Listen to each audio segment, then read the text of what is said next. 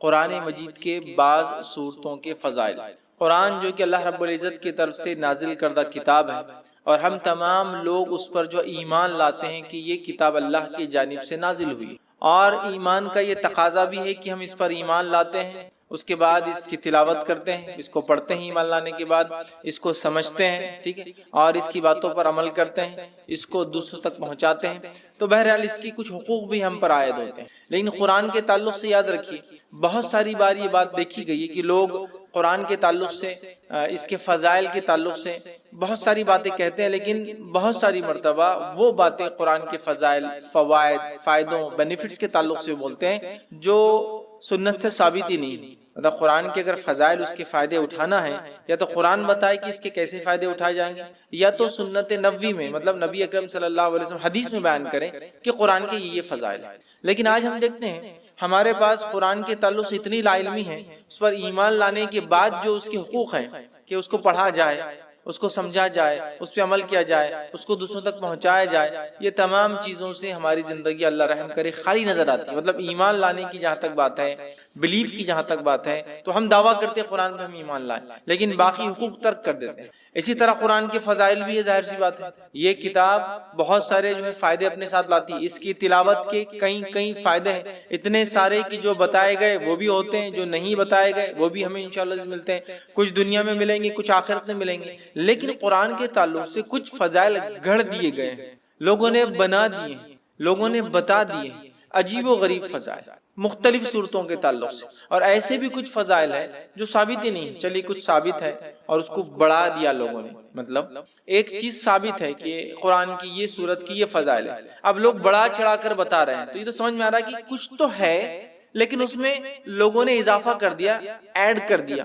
حالت یہ ہے کہ کچھ بھی نہیں ہے جہاں، وہاں بھی اتنے ایڈیشنز کہ عجیب و غریب باتیں کہ یہ سورت کو اتنی بار پڑھ لے تو یہ فائدہ، وہ سورت کو اتنی بار وہ کر لے تو اس کا یہ فائدہ، یہ کام اتنی بار کر لے، یا یہ سورت یہ آیت کو پڑھ لے تو فلاں فائدہ، جو کہ ثابت نہیں۔ دیکھیے قرآن یقیناً مومنوں کے لیے شفا ہے، جیسا کہ اللہ رب العزت نے خود قرآن میں بیان کیا، وَنُنَزِّلُ مِنَ الْقُرْآنِ مَا هُوَ شِفَاءٌ وَرَحْمَةٌ لِّلْمُؤْمِنِينَ، کہ ہم نے قرآن کو نازل کیا جس کے اندر شفا اور رحمت ہے مومنوں کے لیے۔ تو قرآن نے تو خود واضح کر دیا اس میں شفا بھی ہے اور رحمت بھی، لیکن وہ شفا کیسے حاصل کرے اور رحمت کیسے ملے، یہ میں اور آپ تو نہیں طے کر سکتے نا۔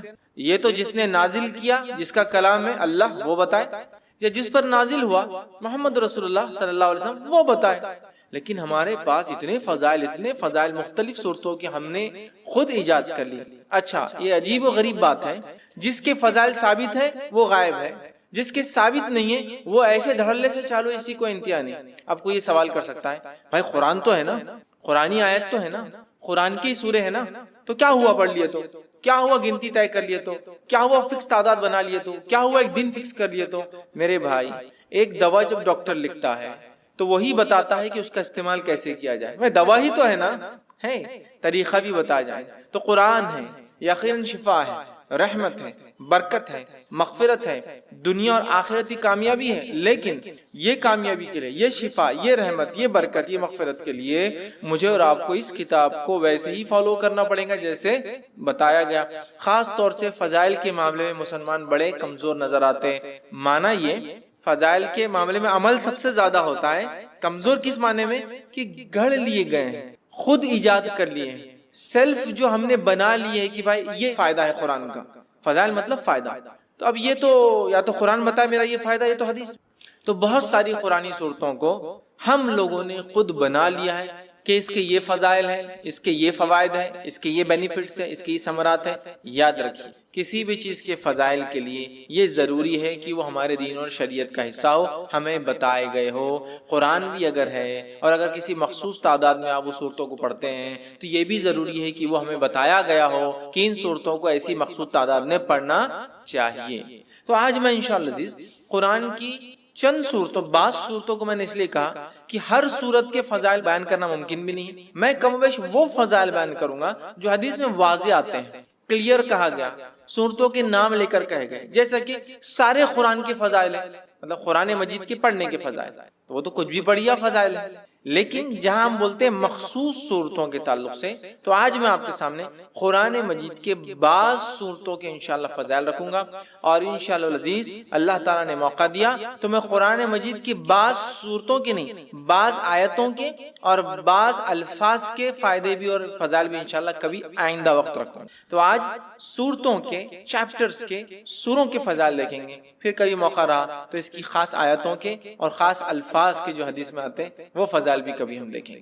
ٹھیک ہے؟ تو بعض صورتوں کے، کیونکہ ہر کسی کی فضیلت آتی بھی نہیں، اچھا کچھ فضائل آتے ہیں لیکن وہ ضعیف ہے، موضوع ہے، مطلب ایسی حدیثیں ہیں جو نبی اکرم صلی اللہ علیہ وسلم سے ثابت نہیں، یا تو ان میں کوئی کمزوری ہے، ویکنس ہے، یا تو موضوع ہے، من گھڑت ہے، لوگوں نے خود بنا کے ڈال دیا کہ اللہ کے رسول صلی اللہ علیہ وسلم یہ فرمایا، تو ظاہر سی بات ہے ہم ضعیف اور موضوع روایتوں کو یہاں نہیں لے سکتے ہیں، تو لہٰذا میں وہ باتیں آپ کے سامنے رکھوں گا جو صحیح اور حسن درجے کی روایتوں سے ثابت ہے، تاکہ ہمیں قرآن مجید کی بعض صورتوں کی فضائل اگر پتہ چلے تو ہم ان صورتوں کو پڑھ کر تلاوت کر کے انشاءاللہ ان سے بینیفٹس اٹھا سکتے ہیں۔ میں بہت سرسری طور سے کچھ صورتیں ایسی جن کی بہت لمبے لمبے فضائل، جیسے کہ سورۃ الفاتحہ، بہت لمبے لمبے، سورۃ الملک، اسی طرح سورہ اخلاص، سورہ فلق، سورہ ناس، بہت طویل ان کے بینیفٹس آتے ہیں، فضائل آتے ہیں، لیکن یقیناً اتنا وقت نہیں ہے کہ میں تمام کے لوں۔ یقیناً صورتوں کی تفسیر میں نے سورہ فاتحہ کی تفسیر رکھی تو اس کے سارے فضائل ماشاءاللہ اس میں رکھے۔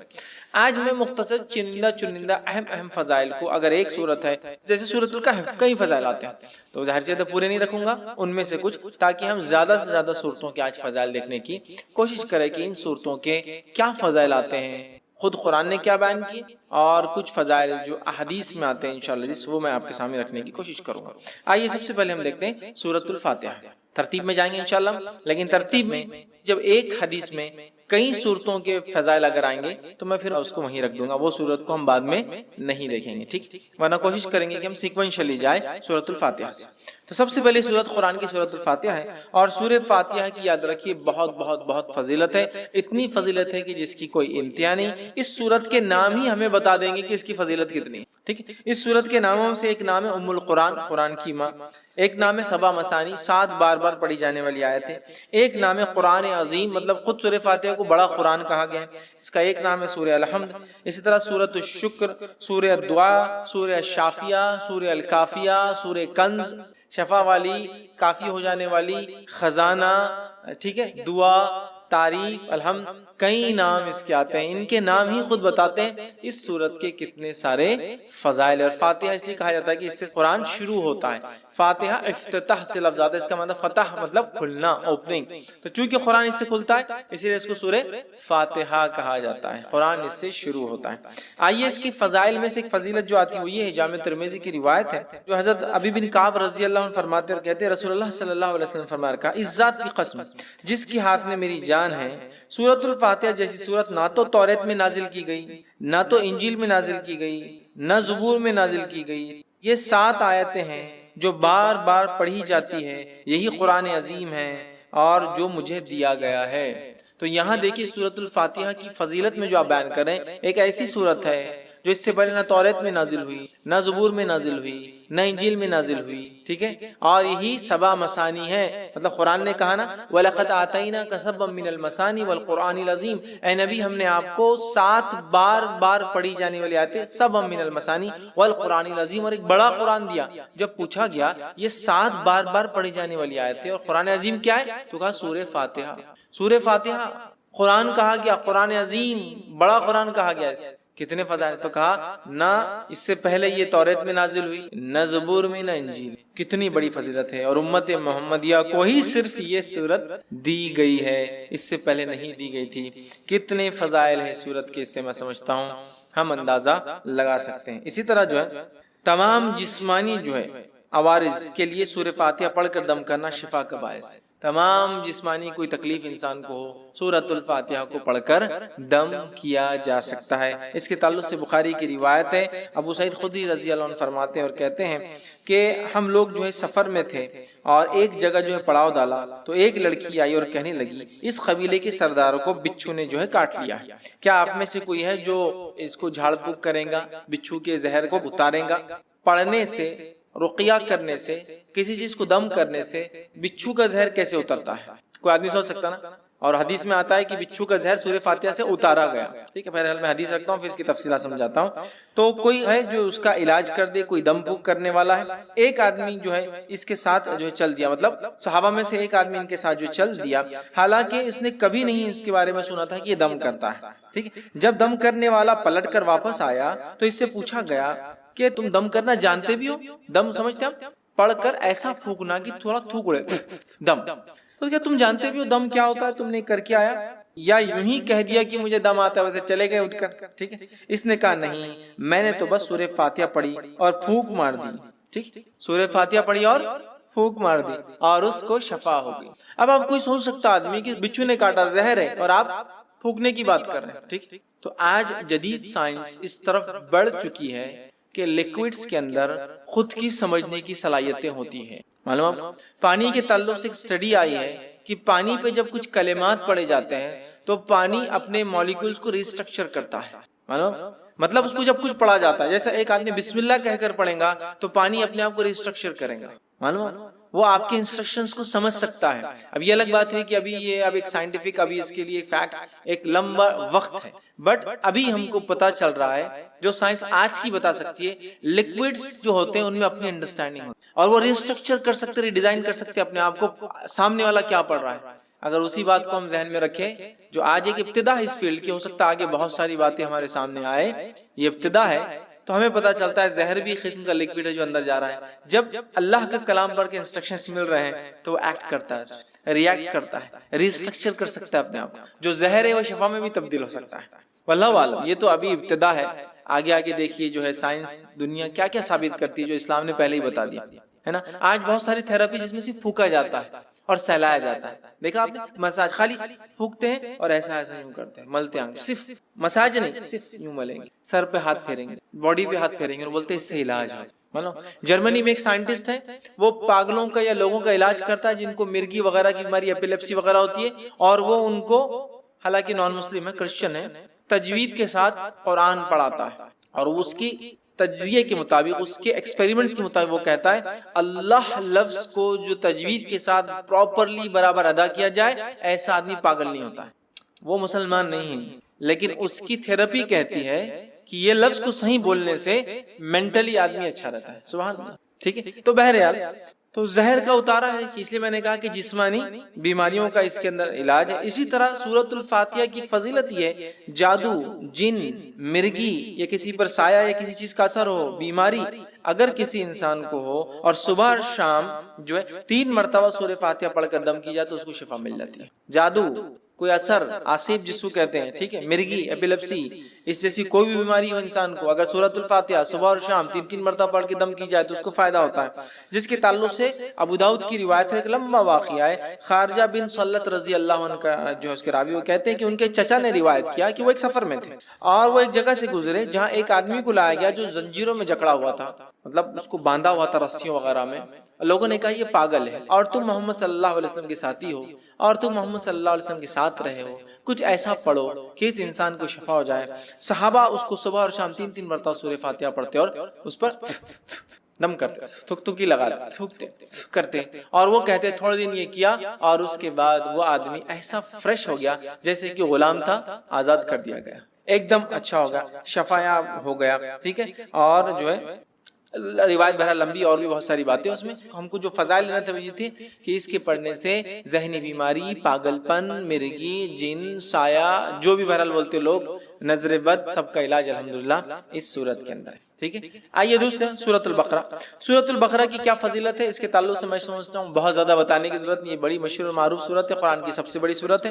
حدیث کے اندر اس کی فضیلت میں جو آتا ہے، جامع ترمذی کی روایت ہے، نبی اکرم صلی اللہ علیہ وسلم فرمایا کہ جس گھر میں سورۃ البقرہ تلاوت ہوتی ہے اس گھر میں شیطان داخل نہیں ہوتا ہے. میں یقیناً حدیث کے کمپلیٹ ورڈنگز نہیں رکھوں گا چونکہ ہمیں کافی صورتوں کی فضیلت دیکھنا ہے، بس سرسری طور سے بیان کرتا جاؤں گا، کوئی دیکھنا چاہے تو تفصیلات دیکھ سکتا ہے. تو جامع ترمذی کی روایت ہے، نبی اکرم صلی اللہ علیہ وسلم فرمایا اور کہا کہ جس گھر میں سورۃ البقرہ پڑھی جاتی ہے اس گھر میں شیطان داخل نہیں ہوتا ہے، یاد رکھیے. اسی طرح سورۃ البقرہ کے تعلق سے صحیح مسلم کی روایت میں جو فضائل آتے ہیں وہ کیا سنیے. سورۃ البقرہ کی تلاوت اور سماعت جادو کا بہتر علاج ہے.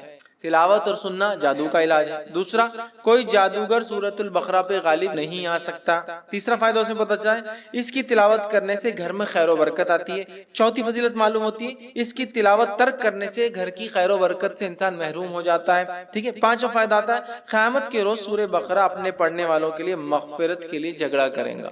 5 فضائل آتے صحیح مسلم کی روایت میں، ٹھیک ہے۔ اور ابو امامہ باہلی رضی اللہ عنہ اس حدیث کے راوی ہے۔ حدیث کے اندر جو آتا ہے وہ یہ ہے، قرآن پڑھا کرو، وہ قیامت کے روز اپنے پڑھنے والوں کی سفارش کرے گا، خصوصاً 2 روشن صورتیں تلاوت کرو، سورۃ البقرہ، سورہ آل عمران، ٹھیک ہے۔ قیامت کے روز یہ اس طرح قطار میں آئیں گی جیسے بادل آتے ہوں، یا 2 سائبان، مطلب 2 سائبان ہے یا پھر بادلوں کے جیسے ہی سایہ لے کر آئیں گے، ٹھیک ہے، یا جیسے قطار میں اڑنے والے پرندوں کی طرح یہ جو ہے آئیں گے اور اپنے پڑھنے والے کی طرف جھگڑا کریں گے۔ سورہ بقرہ اور سورہ آل عمران کی اللہ ان کی مغفرت کرو، ان کو معاف کر دو، تو جھگڑا کریں گے، تو انہیں پڑھا کرو، ٹھیک ہے۔ ان کا پڑھنا باعث برکت ہے، برکت ہے، اور اس کا چھوڑنا باعث حسرت ہے، خیر و برکت چھین جاتی ہے، اور جادوگر اس کا مقابلہ نہیں کر سکتے۔ 5 فضیلت ایک پورے قرآن کی بھی ہے۔ سورہ بقرہ اور سورہ آل عمران کا خاص نام لیا گیا، 2 نمبر اور 3 نمبر کا سورہ قرآن کا یہ، ٹھیک ہے۔ اسی طرح شیطان گھر میں داخل نہیں ہوتا ہے، جادو کا اثر ختم ہو جاتا ہے۔ اب اگر جادو ہو گیا ہے یا شیطان اندر آ گیا تو بھاگ بھی جاتا ہے اس کے پڑھنے سے۔ مطلب ایک تو اندر نہیں آنے دینا، ایک تو جادو ہوگا تو علاج کرنا، اور ایک آ گیا تو ہکالنا، تینوں کام ہو سکتے ہیں سورہ بقرہ سے۔ سنیے حدیث کے اندر روایت ہے، حاکم کی روایت ہے، نبی اکرم صلی اللہ علیہ وسلم نے فرمایا اور کہا، ہر چیز کی ایک چوٹی ہوتی ہے، قرآن مجید کی چوٹی اور فضیلت اور عظمت کے اعتبار سے سورۃ البقرہ اس کی چوٹی ہے، پیک ہے، اس کی پیناکل ہے اس کا، ٹھیک ہے۔ جس گھر میں سورہ بقرہ پڑھی جاتی ہے شیطان سنتے ہی اس گھر سے بھاگ جاتا ہے۔ جس گھر میں سورۃ البقرہ پڑھی جاتی ہے شیطان سنتے ہی بھاگ جاتا ہے۔ ایول، برائی جتنی بھی ہے شیطان لاتا ہے نا، گھر سے بھاگ جاتی ہے، ٹھیک ہے۔ آئیے تیسرا سورہ، سورہ آل عمران۔ سورہ آل عمران کے تعلق سے آتا ہے قیامت کے روز، جو ہم نے پیچھے جو روایت دیکھی اس روایت میں تفصیلات آ چکی تھی صحیح مسلم کی روایت کے اندر، جہاں نبی اکرم صلی اللہ علیہ وسلم نے فرمایا 2 قطار، یا تو پرندوں کی، یا تو 2 سائبان، درخت جو بڑے سائیدار ہوتے، یا تو بادلوں کے جیسی 2 صورتیں آئیں گی اور اپنے پڑھنے والے کی سفارش، بلکہ جھگڑا کریں گے ان کے لیے، نور ثابت ہوں گی ان کے لیے۔ اور روز قیامت جب کوئی سایہ نہ ہوگا تو 7 تو عرش میں ہے، اس کے علاوہ جن کو سایہ ملیں گا ان میں سورۃ البقرہ اور سورہ آل عمران پڑھنے والے بھی، اور یہ 2 نور جیسے ثابت ہوں گے، ٹھیک ہے۔ تو سورہ آل عمران بھی اس میں شامل تھا، یہ نور جیسی ثابت ہوں، سایہ دار درخت جیسی ثابت ہوں۔ یہ اس کے بڑے فضائل یاد رکھیں سورۃ آل عمران کے، اور یہ لڑیں گی، یاد رکھیں لڑیں گی۔ آئیے حدیث کے الفاظ سن لیجیے۔ نبی اکرم صلی اللہ علیہ وسلم کو، یہ مسلم کی روایت ہے، کو فرماتے ہوئے سنا ہے کہ قیامت کے روز قرآن مجید لایا جائیں گا، اور جو لوگ قرآن پر عمل کرتے تھے وہ بھی لائے جائیں گے۔ سورہ بقرہ اور سورہ آل عمران آگے ہوں گے۔ اس کے بعد نبی اکرم صلی اللہ علیہ وسلم نے ان دونوں صورتوں کی 3 مثالیں دی جنہیں میں آج تک نہیں بھولا۔ راوی کہتے ہیں اور فرماتے ہیں وہ دونوں صورتیں بادل کے 2 ٹکڑوں کی طرح ہوں گی، مطلب سایہ دیں گی۔ 2 کالے رنگ کی جو ہے چھتریاں ہوں گی جن میں روشنی چمک رہی گی، بادل جیسی ہوں گی، 2 چھتریاں ہوں گی ان میں روشنی بھی چمک رہی ہوں گی، ٹھیک ہے۔ اور 2 قطاریں پرندوں کی ہوں گی اور وہ اپنے صاحب کی طرف جو ہے جھگڑیں گی۔ 2 قطاریں پرندوں کی طرح ہوں گی اور وہ اس کو پڑھنے والوں کے لیے جھگڑا کریں گی اللہ سے۔ تو یہ 2 صورتیں بڑی اہم ہیں، سورہ بقرہ اور سورہ آل عمران۔ سورہ فاتحہ کی فضیلت ماشاءاللہ ہم دیکھ چکے ہیں۔ چوتھی جو ہم دیکھیں گے سورت وہ ہے سورہ ہود۔ اب بیچ بیچ میں بہت ساری صورتیں ہم چھوڑ رہے چونکہ ان کی بہت ساروں کی فضائل ثابت نہیں ہوتے ہیں، ٹھیک ہے، اس لیے ہم چھوڑتے چلیں گے۔ اس لیے بعض میں نے کہا جو بہت اہم ہے، اور بہت ساروں کے تعلق سے میں نے جیسا کہا کہ بہت ساری ضعیف روایتیں آتی ہیں تو میں وہ نہیں رکھوں گا آپ کے ساتھ، ٹھیک۔ سورہ ہود کو ہم دیکھتے ہیں۔ سورہ ہود کی یاد رکھی بڑی فضیلت ہے، اور سورہ ہود کے تعلق سے جامع ترمذی کی روایت ہے، جو باتیں ہمیں پتہ چلتی وہ یہ ہے کہ سورۃ الہود سورہ نمبر 11، سورہ واقعہ سورہ نمبر 56 56، سورہ مرسلات سورہ نمبر 77 77، سورہ نبا سورہ نمبر 78 78، سورہ تکویر سورہ نمبر 81 81 جو ہے، ان صورتوں کی ایک ہی حدیث میں ایک ساتھ فضائل آتے ہیں۔ 5 صورتوں کی کیا فضائل ہے؟ عبداللہ ابن عباس رضی اللہ عنہ اس کے راوی کہتے ہیں ابوبکر صدیق رضی اللہ عنہ نے عرض کیا یا رسول اللہ صلی اللہ علیہ وسلم آپ بوڑھے ہو گئے ہیں، مطلب نبی اکرم صلی اللہ علیہ وسلم کے سر میں کچھ بال سفید نظر آنے لگے تھے، حالانکہ انس بن مالک رضی اللہ عنہ کہتے ہیں آپ کے بہت کم بال سفید تھے اور آپ تیل لگانے سے چھپ جایا کرتے تھے۔ تو اللہ کے رسول صلی اللہ علیہ وسلم سے ابوبکر صدیق نے پوچھا رضی اللہ عنہ کیا بات، بہت سارے بال آپ کے سفید نظر آئے؟ تب اللہ کے رسول صلی اللہ علیہ وسلم فرمایا مجھے سورہ ہود، سورہ واقعہ، سورہ مرسلات، سورہ نبا، سورہ تکویر نے بوڑھا کر دیا ہے، مطلب یہ صورتیں قیامت کا منظر پیش کرتی، یہ صورتوں نے قوموں کے واقعات، یہ صورتوں نے قوموں کے ایمان نہ لانے پر کیسے عذابات آئے۔ سورہ ہود پڑھیے آپ، کتنی قوموں کے واقعات، نوح علیہ السلام کا واقعہ، صالح علیہ السلام کا واقعہ، شعیب علیہ السلام کا واقعہ، ہود علیہ السلام کا واقعہ، ہے نا، کتنے واقعات ہیں۔ تو ان واقعات نے، ان قصوں نے، ان باتوں نے، جو واقعات یہاں ہوئے ہیں، جو قوموں کے ساتھ سلوک ہوا ہے، میری قوم بھی ایمان نہیں لا رہی، ان کے ساتھ بھی یہ ہو سکتا ہے نا، میرے بعد کے لوگ، تو اللہ کے رسول صلی اللہ علیہ وسلم یہ صورتیں نازل ہوئی۔ تو آپ غور کر کے، فکر کر کے، سوچنے کی بنیاد پر آپ کے بال جو ہے سفید ہونے لگے۔ لیکن اس سے ایک بات جو پتہ چلی وہ یہ ہے، یہ وہ صورتیں ہیں جن کے پڑھنے سے آخرت کی فکر پیدا ہوتی ہے، اس کی فضیلت ہے۔ آخرت کی فکر اور ایکسٹرا آرڈنری فکر کرنے سے آدمی بوڑھا ہونا شروع ہو جاتا ہے۔ بولتے ہیں لوگ ارے وقت سے پہلے بال سفید ہو، کیا فکریں ہیں تم کو؟ بولتے ہیں آخرت، اور آخرت بڑی اہم چیز ہے، یاد رکھیں۔ تو 5 صورتیں اس میں آگئے۔ اسی طرح جو ہے سورہ بنی اسرائیل دیکھیں گے، سورہ نمبر 17۔ سورہ بنی اسرائیل کے تعلق سے یاد رکھیے یہ بڑی اہم صورت ہے، اور نبی اکرم صلی اللہ علیہ وسلم کے تعلق سے جامع ترمذی کی روایت ہے، یوں آتا ہے، عائشہ رضی اللہ عنہا فرماتی اور کہتی ہیں نبی اکرم صلی اللہ علیہ وسلم اس وقت تک نہیں سوتے تھے جب تک سورہ بنی اسرائیل اور سورہ الزمر، سورہ الزمر، سورہ بنی اسرائیل سورہ نمبر 17، سورہ الزمر سورہ نمبر 39 سورہ الزمر کی تلاوت نہیں کر لیتے تھے۔ نبی اکرم صلی اللہ علیہ وسلم نہیں سوتے جب تک کہ 2 صورتوں کی تلاوت نہ کرتے، سورہ بنی اسرائیل، ٹھیک ہے، یا سورہ اسراء سورہ نمبر 17، اور دوسرا آپ فرماتی اور کہتی سورہ الزمر، سورہ زمر سورہ نمبر 39 نمبر کا ہے۔ یہ 2 کی جب تک تلاوت نہ کرتے جب تک آپ سوتے نہیں تھے، یاد رکھیں، ٹھیک۔ تو اس سے پتا چلا نبی اکرم صلی اللہ علیہ وسلم جس صورت کی تلاوت کر کے سو رہے ہیں، یقیناً وہ صورت بڑی اہمیت کی، بڑی اہمیت کی حامل ہے، ٹھیک ہے۔ تو یہ 2 صورتوں کے تعلق سے آتا ہے کہ آپ سونے سے پہلے اس کو تلاوت کیا کریں۔ آئیے آگے بڑھتے ہیں، سورہ نمبر 18 سورہ کہف دیکھتے ہیں۔ سورہ کہف بڑی مشہور اور معروف صورت ہے۔ صرف اگر اتنا کہہ دوں کہ نبی اکرم صلی اللہ علیہ وسلم نے تاکید کی کہ جمعہ کو پڑھا کرو ایوری فرائیڈے، تو میں سمجھتا ہوں اتنا ہی ہمارے لیے کافی ہے، بٹ اس کے کئی فضائل آتے ہیں الحمدللہ۔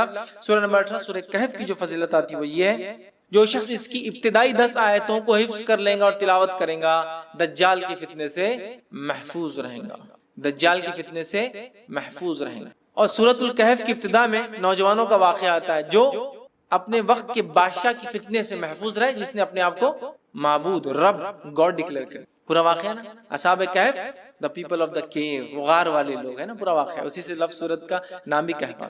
سورہ نمبر 18 جو اس کی 10 آیتوں کا حفظ کر لیں گا اور اس کی تلاوت کریں گا، فتنہ دجال سے بچ جائیں گا۔ اور آپ کو پتا ہے فتنہ دجال کیا ہے؟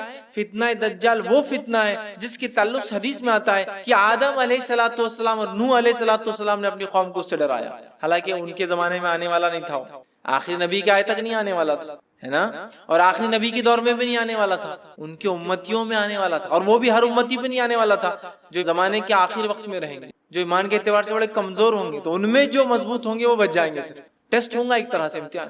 تو فتنہ دجال کا فتنہ وہ فتنہ ہے کہ آدم علیہ السلام، نوح علیہ السلام نے، اور حدیث میں آتا ہر نبی نے اپنی قوم کو اس سے ڈرایا ہے۔ اور جب اللہ کے رسول صلی اللہ علیہ وسلم نے علامت قیامت بیان کی نا، حدیث میں آتا، راوی کہتے ہیں فجر کی نماز کے بعد نبی اکرم صلی اللہ علیہ وسلم نے کہا کہ میں تم سے نہ کہتا تھا دجال کے بارے میں، تمیمہ داری جو کرسچن تھے، عیسائی تھے، وہ آج میرے پاس پہنچے 1 مہینے کے سفر کے بعد، اور انہوں نے مجھ سے ایک واقعہ بیان کیا، چونکہ وہ ایمان بھی لائے ہیں اس چیز کو دیکھنے کے بعد، اسلام قبول کر لیا ہے، اور انہوں نے دجال سے ملاقات کی ہے، میں نہ کہتا تھا تم سے۔ اور اس کے بعد نبی اکرم صلی اللہ علیہ وسلم سناتے گئے، راوی کہتے ہیں ظہر کا وقت آ گیا، ہم نے ظہر کی نماز پڑھی، پھر علامت قیامت آپ بتاتے گئے، عصر کا وقت آ گیا، ہم نے عصر کی نماز پڑھی، پھر علامت قیامت بتاتے گئے، اور صحابہ کہتے ہیں جب پوری علامتیں آپ نے ہم کو دن بھر میں بتا دی تو ہم اتنے خوف زدہ ہو گئے کہ کسی جھاڑی کے پاس سے جاتے ڈر لگنا شروع، کسی جھاڑ کے پاس سے ڈر لگتا تھا کہ دجال نکل کے آنا جائے، اللہ اتنا ڈرا، دجال اتنی خطرناک، اور اس سے سیفٹی کے لیے صرف 10 آیتیں یاد کرنا ہے، 10 جملے، 10 سینٹنسز یاد کر لو، محفوظ۔ اب آپ بولیں گے 10 جملوں سے کیسا محفوظ ہو سکتا ہے انسان؟ ہو سکتا 10 جملے کے معنی اور مفاہیم۔ ابھی تو میں کہہ رہا ہوں قیامت تک قرآن اپنے عجیب و غریب معجزے دکھاتا رہے گا۔ قرآن دیکھیے، ہر نبی کو اللہ نے قوم کے پاس بھیجا، قوم ایمان بغیر معجزے کے نہیں لائی، میریکل کے، تو اللہ تعالیٰ نے اب چونکہ نبی نہیں بھیجیں گا تو ایک ایسا معجزہ میریکل قرآن بھیج دیا ہے جو ہر دور میں اپنے آپ کو معجزہ ثابت کر کے رہے گا، ہر ایج میں ثابت کرے گا۔ نبی اکرم صلی اللہ علیہ وسلم کے زمانے میں عربی اور لغت کا ایج تھا، شاعری کا ایج تھا، قرآن نے ثابت ثابت کیا۔ اس کے بعد کے زمانوں میں فلسفوں کو لوگوں نے آگے کیا، قرآن نے ثابت کیا۔ آج سائنس اور ٹیکنالوجی قرآن ثابت کرتا ہے، کل کوئی اور دور ہوگا قرآن وہاں بھی اپنے آپ کو۔ تو اس کی 10 آیتیں سورۃ الکہف کی، صحیح مسلم کی روایت ہے، ابو درداء رضی اللہ عنہ فرماتے اور کہتے ہیں رسول اکرم صلی اللہ علیہ وسلم فرمایا جس نے سورہ کہف کی پہلی 10 آیتیں یاد کر لی وہ فتنہ دجال سے محفوظ کر لیا گیا۔ یاد کرو، سمجھو اس کو، اس کے معنی مفہوم پہ غور کرو، فتنہ دجال سے انشاءاللہ ہم بچ جائیں گے، ٹھیک ہے۔ اسی طرح جو ہے سورہ کہف کی آخری 10 آیت تلاوت کرنے والا فتنہ دجال سے محفوظ رہیں گا۔ پہلی 10 آیتیں یاد کرنے والا، آخری 10 آیتیں تلاوت کرنے والا محفوظ رہیں گا۔ یاد بھی کر لے، یاد کرنا ہے تو مسئلہ نہیں۔ اور کچھ علماء لکھتے ہیں ہو سکتا ہے دونوں سے فائدہ، واللہ عالم، چونکہ طبرانی کی روایت میں الفاظ اس طرح سے، ابو سعید خدری رضی اللہ عنہ کہتے ہیں رسول اللہ صلی اللہ علیہ وسلم فرمایا جس نے سورۃ الکہف کو اس طرح پڑھی جس طرح نازل ہوئی تو وہ اس کے لیے قیامت کے روز نور ہوں گی، مکہ سے لے کر جس جگہ وہ رہتا وہاں تک کے لیے نور، انڈیا سے وہاں پڑھے تو وہاں تک اتنا بڑا نور رہے گا، جس جگہ سے مکہ تک اتنا بڑا نور اس کے لیے ثابت ہوگا۔ اور جس نے سورہ کہف کی آخری 10 آیتیں پڑھی فتنہ دجال سے اس سے کوئی نقصان نہیں پہنچے گا۔ تو 10 آیتیں یاد کر لی تو بھی بچ گیا، آخری 10 آیتیں پڑھ لی تو بھی بچ گیا، ٹھیک ہے۔ اور میں بھی ہو سکتا دونوں بھی اس کا معنی ہو کہ پہلی بھی پڑھ لے، 10 بعد کی بھی پڑھ لے، انشاءاللہ انسان محفوظ ہے۔ اسی طرح جمعہ کی روز سورہ کہف کی تلاوت کرنے والے کے لیے 2 جمعوں کے درمیان ایک روشن نور ہوتا ہے، 2 جمعے کے درمیان روشن نور ہوتا ہے، یہ حاکم اور بیہقی کی روایت ہے۔ اسی طرح جو ہے سورہ کہف کے بعد سورہ فتح، سورہ فتح یہ قرآن کی 48 نمبر کی سورت 48، ٹھیک ہے۔ سورہ فتح کے تعلق سے جو ہے آپ صلی اللہ علیہ وسلم فرمایا اور کہا کہ دنیا و ما فیہا کی ہر نعمت سے زیادہ یہ سورت مجھے محبوب، دنیا اور اس میں جو کچھ ہے اس سے زیادہ مجھے یہ سورت محبوب ہے، پسندیدہ ہے، میں اس کو چاہتا ہوں۔ کیوں؟ بخاری کی روایت ہے، ہم جانتے ہیں سورہ فتح نازل ہوئی تھی، اس کی ابتدا جب حدیبیہ 6 ہجری کا واقعہ ہے، عمرے کے لیے صحابہ اور اللہ کے رسول صلی اللہ علیہ وسلم گئے، مشرکین نے آنے نہیں دیا، ایک ٹریٹی سائن ہوئی، ایک پیکٹ سائن ہوا، صلح سائن ہوئی، دستخط ہوئی، جس کو صلح حدیبیہ کہتے ہیں۔ اور صحابہ پریشان تھے، دل میں تھوڑے سے ملال کر رہے تھے کہ ہم جنگ لڑتے ان سے، ہم کو آنے نہیں دیتے۔ اللہ کے رسول صلی اللہ علیہ وسلم لیکن امن کو پسند کیا جنگ کے مقابلے میں، تو اللہ رب العزت نے جب یہ ہو گیا تو اللہ نے فرمایا اِنَّا فَتَحْنَا لَكَ فَتْحًا مُبِينًا، اے نبی ہم نے آپ کو کامیابی دی کھلی کا۔ صحابہ وہ خوش ہو گئے کہ ہم کو تو دنیاوی لگ رہا تھا، ہم تو معاہدہ کر کے پیچھے رہ گئے، قرآن کہہ رہا ہے فتح مبین ہے۔ تو آپ سے فرما رہے اس سے زیادہ مجھے کوئی صورت پسند نہیں۔ اس کے تعلق سے ایک طویل لمبا واقعہ ہے، عمر ابن خطاب رضی اللہ عنہ نے اللہ کے رسول صلی اللہ علیہ وسلم ایک مسئلہ پوچھا، بخاری کی روایت۔ یہ مسئلہ کب پوچھا؟ جب آپ نبی اکرم صلی اللہ علیہ وسلم تھوڑی سی پہلے بحث کر چکے تھے، واقعہ معلوم ہے نا؟ حضرت عمر رضی اللہ عنہ آئے، اللہ کے رسول صلی اللہ علیہ وسلم کہا کہ اللہ کے رسول صلی اللہ علیہ وسلم کہ ہم حق پر نہیں ہیں۔ آپ نے کہا تو ہم لڑتے کیوں نہیں، کیوں صلح ہو رہی؟ آپ نے خاموش۔ پھر گئے ابوبکر صدیق رضی اللہ عنہ کے پاس، کہا مسئلہ کیا ہے، ہم حق پر نہیں ہیں، تو کہا ہے پھر لڑتے کیوں نہیں؟ ابوبکر صدیق خاموش رہے، کہ اللہ کے رسول خاموشی اختیار کی، نہ مل گیا نا جواب۔ اب شاید اس کے بعد یہ سوال کریں، روایت میں تفصیلات نہیں آتی، میں سمجھ رہا ہوں اس کی ترتیب سے۔ حضرت عمر نے مسئلے کا سوال پوچھا، آپ نے جواب نہیں دیا، پھر پوچھا، آپ نے جواب نہیں دیا، پھر پوچھا، 3 بار پوچھا، آپ خاموش۔ اب حضرت عمر رضی اللہ عنہ آگے نکل گئے قافلے میں، اور دل میں سوچ رہے ہیں کیوں میں نے 3 بار سوال کر، اگر اللہ کے رسول صلی اللہ علیہ وسلم ناراض ہو گئے تو اللہ کو قرآن کی آیت ہی اتار دیں گا۔ اب میرے کچھ نہ کچھ مصیبت آتی، مطلب کہیں میرا تذکرہ نہ آ جائے، قرآن اتر جائیں گا اور میرا کنڈیمنیشن یا میرے بارے میں کچھ نہ کچھ آ جائے گا، اور یہ ٹھیک نہیں ہے۔ بہت پریشان ہو، بہت دل میں پریشان ہونے لگے، اور آگے چلے گئے کہ 3 بار پوچھنا، ایک بار پوچھا ٹھیک تھا نا، کیوں میں نے سیکنڈ اور تھرڈ ٹائم پوچھ لیا، اننیسیسری تھا، نہیں بولنا چاہیے تھا، نہیں پوچھنا چاہیے تھا، آپ سب پتہ نہیں کیا کیفیت میں تھے، کیا حالت تھی، اب میرے پہ خواہ ہوتا جاتا ہے۔ اب اتنی دیر میں اللہ کے رسول صلی اللہ علیہ وسلم نے کہا عمر کا ہے، اب یہ تو آگے چلے گئے، ایک صحابی کا دیکھو جا کے عمر، وہ آگے گئے اور چلائے عمر تمہیں اللہ کے رسول صلی اللہ علیہ وسلم بلا رہے۔ حضرت عمر گھبرا گئے، کہا اب کچھ تو بھی ہو گیا، کوئی آیت اتر گئی میرے خلاف، چونکہ میں نے انیسری ڈسٹرب کر، نبی نے ایک بار جواب نہیں دیا، خاموش رہ جانا تھا، دوسری بار پھر خاموش رہ جانا تھا، 3 بار کر وہ گئے۔ تب نبی اکرم صلی اللہ علیہ وسلم نے پوچھا، جبکہ وہ ڈرتے ہوئے جا رہے تھے کہ میرے بارے میں کچھ نہ اتر گیا ہو، آپ نے فرمایا میرے لیے کہ قرآن تو نہیں نازل ہو گیا؟ تو آپ نے فرمایا آج رات مجھ پر ایک سورت نازل کی گئی ہے جو مجھے ہر اس چیز سے محبوب ہے جس پر سورج طلوع ہوتا ہے، مطلب سورج جس پر نکلتا ہے، اِنَّا فَتَحْنَا لَكَ فَتْحًا مُبِينًا، اسے بخاری نے روایت کیا، مطلب سورہ فتح نازل ہوئی تھی۔ کہا یہ سورت مجھے سب سے زیادہ محبوب، چونکہ ظاہری اعتبار سے ناکامی نظر آ رہی تھی، لیکن اللہ ہی جانتا تھا یہ بڑی کامیابی تھی۔ کیسا؟ صلح حدیبیہ کے بعد اسلام جو ہے پورے عالم میں پھیلنا شروع ہوا، اور آنے والے 3 سے 4 سالوں میں کئی ممالک مسلمان ہو گئے اسلام کو، کیونکہ اب امن سائن ہو گیا، اب خطوط جانے لگے اور مبلغین جانے لگے، اور بہت سارے لوگ سمجھ گئے کہ قریش نے معاہدہ کرا، مطلب جھک گئے ہے نا۔ قریش کہتے ہیں سب سے بڑی مچھلی کو سمندر کی، جس کو کسی دوسرے پانی کے جانور سے خطرہ نہیں ہوتا، اور یہ جب چاہے کسی کو بھی نگل سکتی ہے، سو کہتے قریش۔ جب سب سے بڑی مچھلی نے معاہدہ کر لیا تو باقی کا کیا سمندر میں، سمجھتے نا؟ قریش کا معاہدہ آٹومیٹک سگنل تھا کہ اب محمد صلی اللہ علیہ وسلم ان کے ساتھی کوئی معمولی لوگ نہیں رہے۔ ایک زمانے میں جن کو مسئلہ اور کچلا اور قتل کیا گیا، اب یہ وہ لوگ ہیں جن کی عزت اور اکرام کرنا ہماری مجبوری۔ حدیبیہ سائن ملٹری بہرحال، تو آپ نے کہا مجھے پسند ہے۔ اسی طرح سورہ ملک سورہ نمبر 67 سورہ ملک کی بھی یاد رکھیے، بڑی جو ہے فضیلت جو ہے آتی ہے، اور اس کے فضائل میں یاد رکھیے آتا ہے جو نبی اکرم صلی اللہ علیہ وسلم کے تعلق سے آتا ہے کہ آپ نے فرمایا، جامع ترمذی کی روایت، حدیث کے الفاظ جابر رضی اللہ عنہ فرماتے اور کہتے ہیں کہ اللہ کے رسول صلی اللہ علیہ وسلم اس وقت تک نہ سوتے جب تک سورہ علم تنزیل مطلب سورہ سجدہ کو علم تنزیل بھی بولتے ہیں، اس کی ابتدا جو ہے، ٹھیک، علم تنزیل سورہ سجدہ سورہ نمبر 32، اور تبارک الذی بیدہ الملک سورہ نمبر 66، سورہ ملک سورہ تبارک الذی نہ پڑھتے جب تک نہ سوتے، سورہ سجدہ سورہ نمبر 32 اور سورہ ملک سورہ نمبر 67۔ اب کوئی آدمی سن سکتا سورہ بنی اسرائیل اور سورہ زمر ایک جگہ آ رہا ہے، بہت بڑی صورتیں ہیں 17 اور 39، کہیں آ رہا ہے سورہ ملک اور سورہ سجدہ 32 اور 67۔ تو ہو سکتا ہے نبی اکرم صلی اللہ علیہ وسلم کچھ صورتیں معمول پڑھتے ہوں گے اور کچھ صورتیں کبھی پڑھتے اور کبھی نہیں پڑھتے ہوں گے، جس نے جب جو دیکھا اس نے وہ عمل کو روایت کر دیا۔ سمجھ رہے ہیں بات؟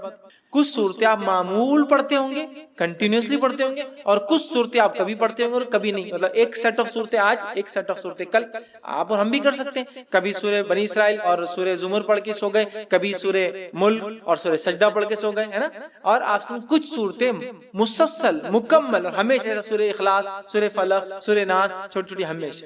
تو یہ آپ کا معمول الگ الگ وقتوں میں رہا ہوگا، اور دیکھنے والے نے جب دیکھا اس نے وہ بات آپ کی روایت کر دی، یا واللہ عالم آپ سب ایک ساتھ کرتے ہیں، واللہ عالم، اللہ ہی بہتر، ٹھیک ہے؟ تو بہرحال اس میں آتا ہے کہ آپ دو صورتیں، مطلب الف لام میم تنزیل، ٹھیک ہے، مطلب یہ سورہ سجدہ اور اس کے بعد تبارک الذی بیدہ الملک سورہ نمبر 67 پڑھتے ہیں۔ سورہ ملک کو آپ صلی اللہ علیہ وسلم فرماتے اور کہتے ہیں، حاکم کی روایت ہے، عبداللہ ابن مسعود رضی اللہ عنہ کے راوی کہتے ہیں، سورہ ملک تبارک الذی بیدہ الملک عذاب قبر سے رکاوٹ ہے۔ آپ سے روز پڑھتے اور یہ عذاب قبر سے رکاوٹ ہے، آڑ ہے، ڈیفنس ہے میرا اور آپ کا، یاد رکھیں۔ اسی طرح جو ہے سورہ ملک قیامت کے روز اپنے پڑھنے والوں کے لیے سفارش کریں گی، یہ ابن ماجہ کی روایت ہے۔ سورہ ملک سفارش کریں گی، یاد رکھیے، حتیٰ کہ وہ جھگڑا کریں گی اور اس پڑھنے والے کو بخشا کر لے جائیں گی، خبر میں بھی بینیفٹ، آخرت میں بینیفٹ۔ سورہ ملک تبارک الذی بیدہ الملک، ٹھیک، وہو علی کل شیء، یہ آپ پڑھیں گے، اس کے فائدے۔ اسی طرح سورہ ملک پڑھنے والے کی مغفرت کے لیے قیامت کے روز اللہ تعالیٰ سے یہ سورہ جھگڑا کریں گی اور جنت میں لے جائیں گی، عذاب قبر سے محفوظ رکھیں گی، آخرت میں اللہ تعالیٰ سے جو ہے مجادلہ کریں گی، جھگڑا کریں گی، اور جنت میں بھی لے جائیں گی اپنے پڑھنے والے کو، ٹھیک۔ یہ جو ہے طبرانی کی روایت میں کہ جنت میں لے جائیں گی، ٹھیک۔ بہت ہی جو ہے اہم صورت ہے۔ اس کے تعلق سے ایک بات جو آتی ہے، ابن کثیر رحمہ اللہ نے اپنی تفسیر میں سورہ ملک کی اس کو روایت کیا، وہ روایت اس طرح سے، سورہ ملک خود پڑھنی چاہیے اپنے بیوی بچوں کو، حتیٰ کہ اپنے پڑوسیوں کو بھی اس کے پڑھنے کی تلقین کرنا چاہیے، اور صحابہ ایسا کرتے تھے، خود پڑھتے تھے، اپنے بیوی بچوں کو بولتے تھے، اور اڑوس پڑوس میں بولتے تھے سورہ ملک پڑھا کرو بھائی، سورہ ملک پڑھا کرو، سمجھ رہے ہیں؟ ہمیں بھی کرنا چاہیے۔ اسی طرح آگے بڑھتے ہیں، سورہ نمبر 76 سورہ جو ہے دہر یا سورہ انسان 76 سورہ دہر، اس کی انشاءاللہ دیکھتے فضائل۔ روایت صحیح مسلم کی ہے، رسول اکرم صلی اللہ علیہ وسلم جمعہ کے روز فجر کی نماز میں سورہ سجدہ اور سورہ دہر کی تلاوت کرتے ہیں۔ سورہ دہر سورہ نمبر 76 اور سورہ سجدہ سورہ نمبر 32 کی آپ صلی اللہ علیہ وسلم فجر کی نماز میں تلاوت کرتے تھے، ٹھیک ہے۔ اور جمعہ کے روز، جمعہ کے دن جب آپ فجر پڑھاتے تو ان دو صورتوں کی اس میں جو ہے آپ صلی اللہ علیہ وسلم تلاوت کیا کرتے تھے۔ اسی طرح صحیح مسلم کی ہی روایت میں الفاظ اس طرح سے آتے ہیں، عبداللہ ابن عباس رضی اللہ عنہ اس کے راوی فرماتے ہیں، رسول اللہ صلی اللہ علیہ وسلم جمعہ کے روز نماز فجر کی پہلی رکعت میں سورہ سجدہ، دوسری رکعت میں سورہ دہر کی تلاوت فرماتے، اور اسی طرح جمعہ کی نماز میں سورہ جمعہ اور سورہ منافقون کی تلاوت کرتے۔ جمعہ کی فجر میں یہ دو، اور جمعہ کی نماز میں، مطلب جمعہ کی جو نماز ہوتی ہے اس میں خاص نماز میں آپ سورہ جمعہ سورہ نمبر 62 62 اور سورہ منافقون سورہ نمبر 63 63 آپ پڑھا کرتے۔ تو ظاہر سی بات ہے اللہ کے رسول صلی اللہ علیہ وسلم کی سلیکشن بہت امپورٹنٹ ہے، کچھ نہ کچھ مقصد ہے اس کے پیچھے، ٹھیک۔ تو یہ اس کی فضیلت ثابت کرتا ہے۔ اسی طرح نبی اکرم صلی اللہ علیہ وسلم کے تعلق سے آتا ہے کہ آپ جو ہے مسبحات پڑھے بغیر نہیں سوتے۔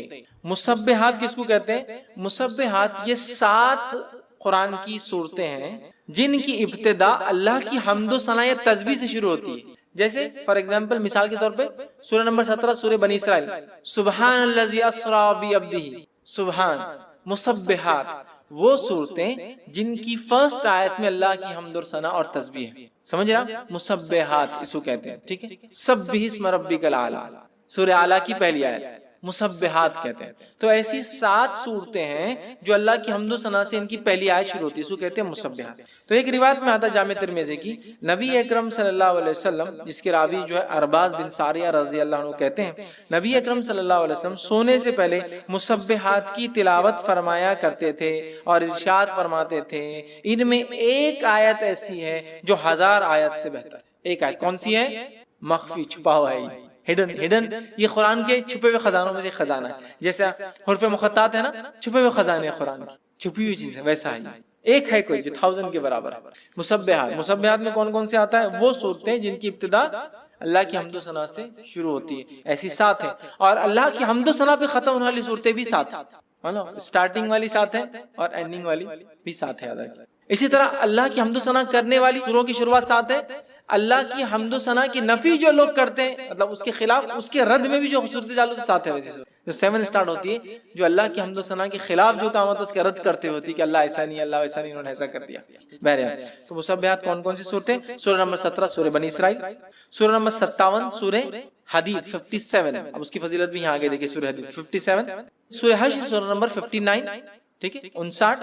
اسی طرح جو ہے سورہ صف سورہ نمبر 61، ٹھیک ہے. اسی طرح جو سورہ جمعہ سورہ نمبر 62، سورہ تغابن سورہ نمبر 64، اور اسی طرح سورہ اعلیٰ سورہ نمبر 87. یہ 7 صورتیں جو مسبحات ہیں. آپ صلی اللہ علیہ وسلم یہ 7 پڑھ کر سویا کر. 17، 57، 59، 61، 62، 64 اور 87، یہ اتنی صورتیں پڑھ کر نبی اکرم صلی اللہ علیہ وسلم سویا کر. آئیے آگے بڑھتے ہیں. اسی طرح سورہ تکویر سورہ نمبر 81 کے تعلق سے ہم دیکھتے ہیں.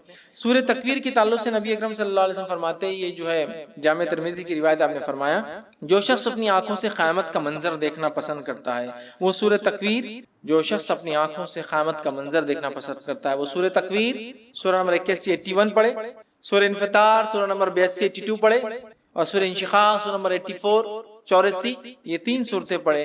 اس کے سامنے قیامت کا منظر ظاہر ہے. جو شخص قیامت کا منظر اپنی آنکھوں سے دیکھنا چاہتا ہے وہ 3 صورتیں پڑھے. پہلا سورہ تکویر سورہ نمبر 81، دوسرا سورہ انفطار سورہ نمبر 82، اور تیسرا سورہ انشقاق سورہ نمبر 84. یہ پڑھے قیامت اپنی آنکھوں سے. اس کے فضائل کیا ہوں گے؟ اس کا مطلب فضائل یہ ہے کہ اس کو پڑھنے سے آخرت یاد آتی ہے، قیامت. انسان وہ مناظر دیکھتا ہے جو مناظر تب ہونے والے ہیں، یقیناً وہ انٹینسٹی ہم کبھی نہیں سمجھ پائیں گے، لیکن کچھ نہ کچھ ایک پکچر سامنے آ جاتا ہے نا. تو بہرحال وہ چیز اس سے جو ہے ظاہر ہوتی ہے. تو یہاں 81 کی فضیلت بھی آ گئی، 82 کی بھی آ گئی، 84 کی بھی آ گئی. اللہ کام بیچ بہت ساری صورتوں کے بیچ میں ایسا ایک الفاظ ہے. سورہ حدیث 57 کے بیچ میں آ گئی، حالانکہ میں نے ترتیب میں نہیں لیا تھا چونکہ ایک حدیث کا حصہ تھا. آئیے اسی طرح سورہ اعلیٰ سورہ نمبر 87 کی کیا فضیلت ہے؟ سورہ اعلیٰ کے تعلق سے آتا ہے نبی اکرم صلی اللہ علیہ وسلم، یہ صحیح مسلم کی روایت ہے، نماز عیدین اور جمعہ کی نماز کی پہلی رکعت میں سورہ اعلیٰ اور دوسری رکعت میں سورہ غاشیہ تلاوت کرتے ہیں. جمعہ کی نماز میں اور عیدین کی نماز میں پہلی رکعت میں سورہ اعلیٰ، دوسری رکعت میں سورہ غاشیہ تلاوت کرتے ہیں. سورہ اعلیٰ سورہ نمبر 87، سورہ غاشیہ سورہ نمبر 88. تو 87 اور 88 2 آیتوں کی آپ ایک کے بعد ایک تلاوت کیا کرتے تھے. کتنی اہم بات ہے، کتنی اہم فضیلت ہے. اندازہ لگایا کہ آپ صلی اللہ علیہ وسلم اس کو تلاوت کیا کرتے تھے. جمعہ اور عیدین کی نماز پہلی رکعت میں سورہ اعلیٰ، دوسری رکعت میں سورہ غاشیہ. ہمیں بھی چاہیے اس کی تلاوت کرے. عموماً ہم دیکھتے ہیں بہت سارے لوگ کرتے بھی ان صورتوں کی تلاوت جمعہ کی نماز میں اور عیدین کی نماز میں، تو اس سے بھی اس کی فضیلت پتہ چلتی ہے. اسی طرح جو ہے نماز وتر کی پہلی رکعت میں نبی اکرم صلی اللہ علیہ وسلم سورہ اعلیٰ پڑھتے ہیں. زیادہ تر پہلی رکعت میں سورہ اعلیٰ پڑھتے، دوسری رکعت میں سورہ کافرون پڑھتے، تیسری رکعت میں سورہ اخلاص. ٹھیک ہے، تو اس سے بھی اس کی فضیلت پتہ چلتی ہے سورہ اعلیٰ کی، کہ آپ صلی اللہ علیہ وسلم اس کو نماز میں پڑھا کرتے تھے. یاد رکھیے. اور خاص طور سے یہ سورہ غاشیہ سورہ نمبر 88 اس کی فضیلت آ گئی کہ یہ بھی نبی اکرم صلی اللہ علیہ وسلم جمعہ اور عیدین کے نماز میں اس کو تلاوت کرتے تھے. ٹھیک. اسی طرح جو ہے سورہ نمبر 109 سورہ جو ہے الکافرون، اس کی فضائل بھی دیکھتے ہیں. ایک مرتبہ سورہ الکافرون پڑھنے کا ثواب 1/4 قرآن پڑھنے کے برابر ہے. جیسا سورہ اخلاص کو 1 مرتبہ پڑھنے کا ثواب 1/3 قرآن پڑھنے کے برابر ہے، سورہ کافرون کے پڑھنے کا ثواب 1/4 مطلب پاؤ قرآن پڑھنے کے برابر ہے. کیوں؟